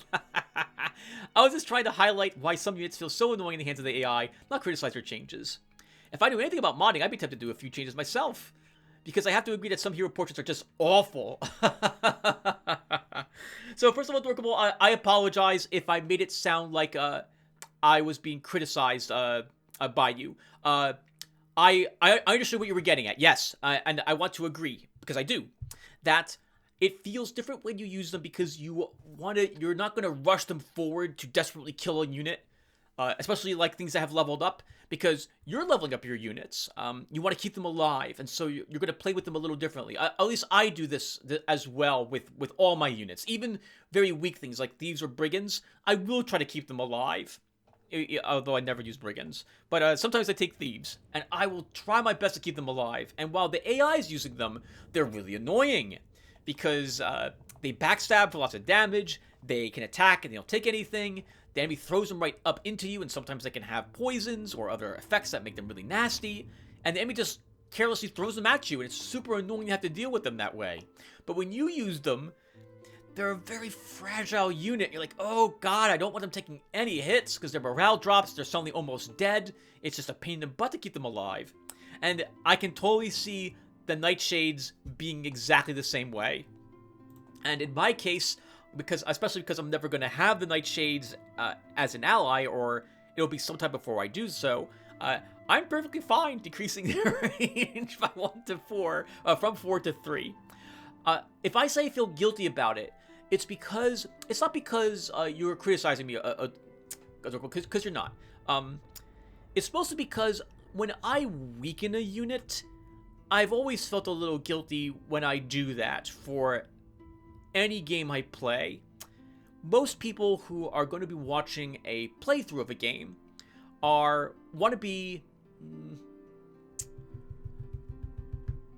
they want to watch someone struggle, or they want to watch perfection if it's not a struggle. I think that's what people want, for the most part. So like, let's say someone's playing Dark Souls, you either want to watch them decimate all the bosses flawlessly so that you can see how it's done, or if they struggle and they die, you want to watch them beat that boss. When they go back to it, eventually they'll beat the boss. Like, they'll learn how it attacks and so on, and they'll win.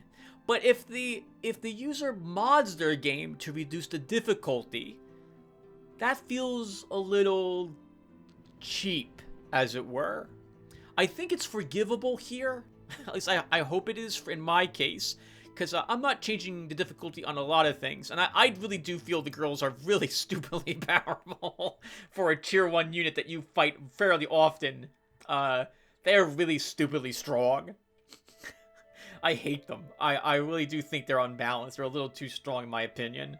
But I'm sure if I was having them as an ally most of the time, similar to how I take halflings most of the time, I'd probably find them fair. Especially because I would be babysitting them a lot more often, trying to keep them alive, rather than throwing them up forward in order to have them die. And it's not like you can very easily take swordsmen to work with the Drow Nightshades because of the alignment differences. As for, by the way, Dorkable, I think I'll have to try to remember to put a link here. I'm so bad when it comes to remembering links. But I think on the Eador Genesis Russian forums, I think some of the Russian players were complaining about the portraits for the heroes also. And I believe that you can download different DAT files for the hero portraits instead. When it comes to modding, I learned how to replace the portraits with new portraits.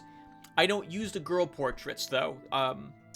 But as you've seen, for example, with Jared here, he's back to using one of the original portraits. I have the original game, the Eador Genesis game that's not New Horizons, and so I just found those files and replaced the files in New Horizons with the portraits in the originals after extracting them and replacing them.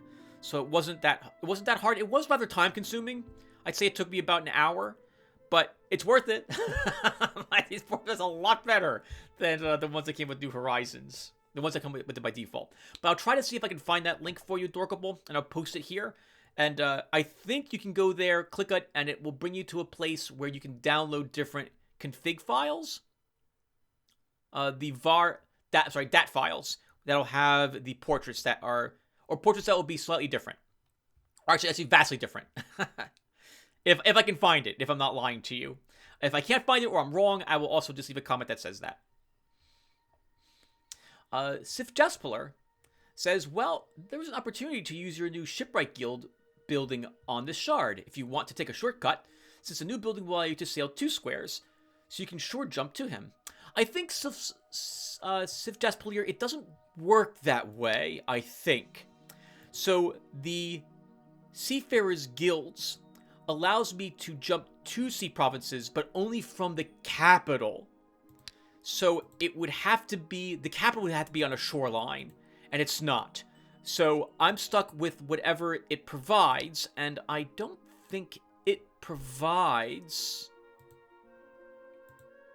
a way to do that. So we would get a port, and the port gives you +9 income, and allows a hero to cross a neighboring sea province. So this sounds like just one province jump. The Shipbuilder Guilds lets us build a shipyard, which is +3 income, yep, and 1 sea province, yep. Okay, yeah, so we can't jump 2, which is a shame. Like, we can't jump to here. That won't let us do that. Although, although if we do build a shipyard here, we could jump to this halfling village and take it. And then we could build a port there and jump to this province. Oh! Yeah, look at that. So while it's not 2 provinces, you are right, Sif Jaspeler. We could just port hop. Here to here would be easy. Here to here, this is Prince's Lands, so he would probably just join us without any worry. Hell! We could attack him, like, right away, now that I see this. Holy crap! What does it take to build this?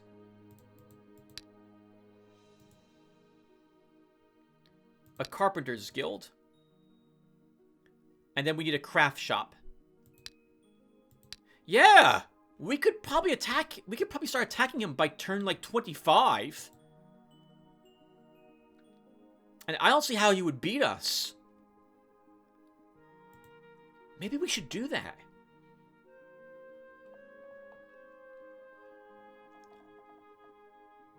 I'm sorry, everyone. When I checked earlier to respond back to you, Sif Jaspeler, I noticed that we couldn't jump 2 provinces. So I was like, oh, well, we can't make it down here.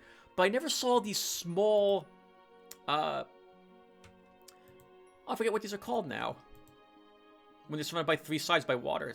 I can't remember. The Floridas. We can jump from here to here to here to here. I don't see why we wouldn't do that if we can. So we'll aim for that and see if we can win immediately. At the very least, claiming these provinces would be super useful. I'm assuming, of course, that the Prince's Lands would just join us upon our arrival. And I think they would. Of course, we have to be careful, because if he counterattacks us by building a port, he could jump from here to here to here. I would have to destroy my ports immediately to prevent him from doing that. In any case, yeah, that's something for the future. Yeah, absolutely. Sif Jaspeler then says, I killed Lanashar early. Speak to the Fairy Queen about it, and she will send you fairies when you invade. Thank you. That's super useful. Because I will want to eliminate him early on as well. My thinking is that when we get back to the Astral, I will do another normal shard. And then we'll invade Lanashar right after that. Because I view, once we're invaded once, I view that Astral Master as someone who is a potential threat going forward for doing so again. And I don't want that. So we're going to eliminate him. And mostly it's because if we are invaded and we lose this shard, we have lost the game. Our campaign ends right then and there, to my knowledge. Who is next? Alexander. Oh, Alexander, there's a comment here. I didn't respond back to it. I will do so right after I'm done with this video. Alexander says, "Hey, Tim. Victory is ours, and I believe we will break Lanashar in half too. Yes! I'm hoping that we can do so. The chart is indeed different from the one Dogor assaulted. Consider using that small island as a second way to Lanashar's castle. Yeah, well, we're gonna do something different. We're gonna jump from here to here to here. Actually, now that I see this, like, we could make a beachhead over on this area, but this is troll swamps and deadly swamps. So this is like a lot of Medusa, and this is a lot of trolls. This is a tier 4 province, so that's like 12 trolls, 9 trolls. It'll be a long time before we can set foot into these swamps. It'll be a long time. But here, the halflings will join us automatically.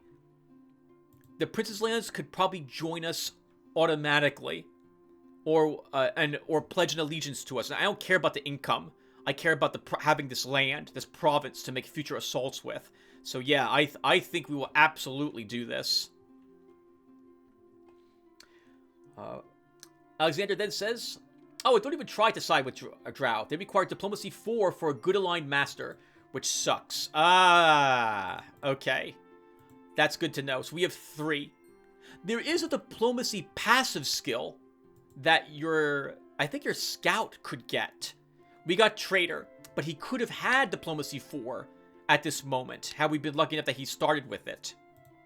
In which case we could have gone for the Drow instead, but I think the halflings were a smarter choice because we got a bunch of free metal. And we got access, well, we would have had access to this as well, even from here. But the Drow and I aren't going to get along thanks to the starting units we have. Dwarves and Elves are good aligned. Is that right? They're not, like, holy, though. Oh, they are? Elves are champions of the light. Really? Okay, I thought they were good. Okay, yeah, so their morale would plummet if we put a Drow in our army. We'd be looking at probably... Was it -9s? Actually, if Drow aren't scrupulous, it would be -5s, I think. It wouldn't go very well for us, let's say. But that's also good to know. Thank you, Alexander, because I was going to try Diplomacy 3, so it sounds like that's not an option for us.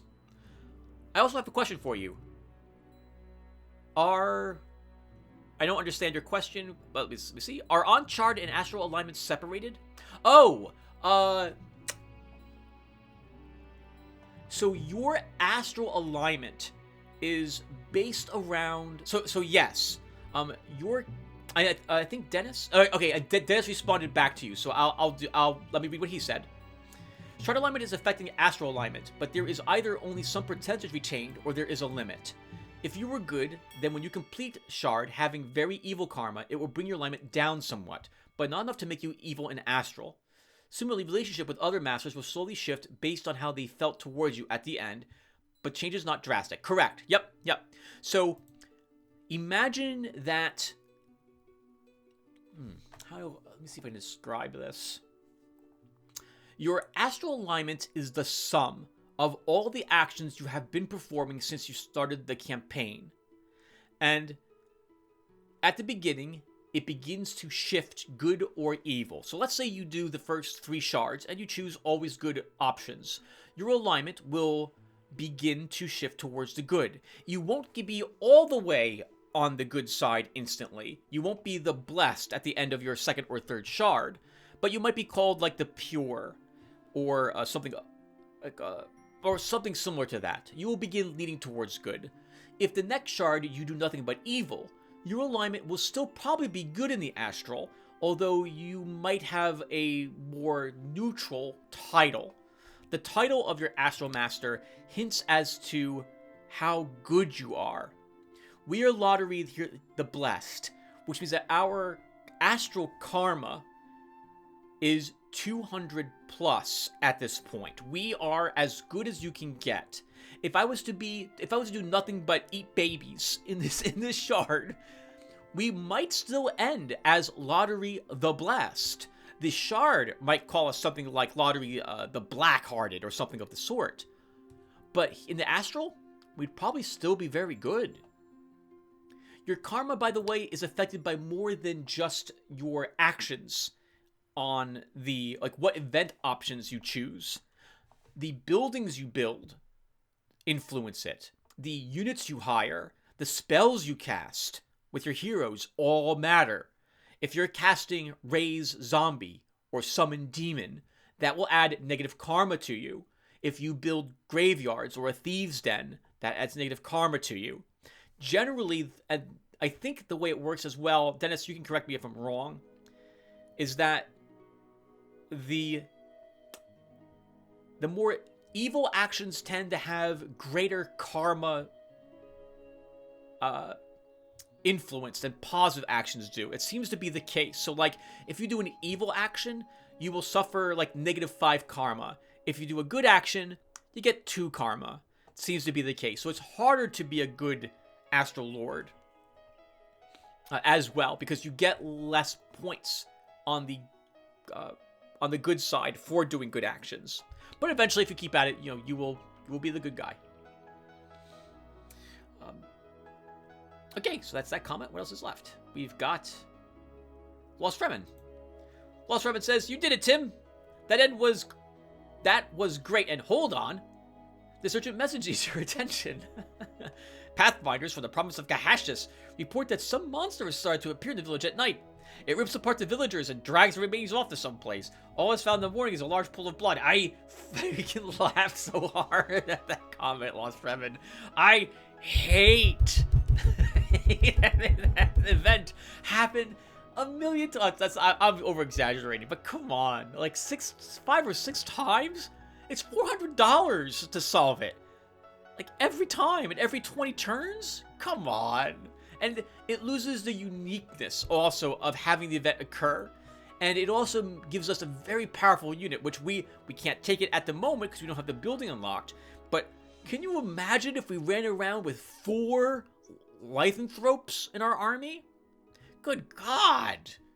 Although, to be fair, other 3-tier units are also very powerful. We didn't use any on the last shard, but I've had the Acreal tier 3 units with me, and good God, they are amazing. So, yeah, maybe it's not as powerful as I think they are, but they seem to be really stupidly strong. I responded back with something that was, I think, appropriately funny to you, Lost Fremen, so hopefully you like that too. And I got a comment from Grouchich on the video, I think it was 2 videos ago. So I'd like to read that too. Yep. So on part 187, Grouchich said, "Reminder regarding getting allied units in your army. If you build a fort in a province owned by a Pacific race, you can hire one of their units as a mercenary there, without the mercenary drawbacks like more upkeep and lower XP gain. The higher the fort is, the higher level the mercenary you can hire." Oh, I didn't realize that was the case. That's pretty awesome. Thank you, Grouchish. I knew that if I... So, what he's saying is that if I was to build a... we don't have it unlocked yet. But if I was to build a fort, a place where we can hire new units from, and a place where the enemy has to siege to get rid of it in one of these provinces, and that province is of, let's say, a halfling province, or it's a drow province, I will be able to hire a halfling or a drow from that fort. If I go to... oh, that's a... darn it! Well, it'll have to do. So if I go to my garrison, right now this is the mercenary that's available to us. If I was in the fort, there would be another unit here of the race in the province which I'm located. I don't think humans will ever have anything unique. It's got to be like a centaur or a dwarf, for example. And you can hire them into your army. They are not a merc, so you don't have to pay them any extra, and they don't get any less experience points. Furthermore, I believe that they always start with a random medal. That medal might not be useful at all, but they do get a random one, so it could be useful. If the medal is useless, you can just get rid of the guy. And I think after a few turns, it will respawn with another unit for you to take in that province if you so desire. And that's all the comments I got on the last video, everyone. So now I'm off to get this part edited. And when I come back, we'll be good to go. So I'll see you guys in, well, thank you guys for watching. And I look forward to seeing you all in the next one. Take care, guys.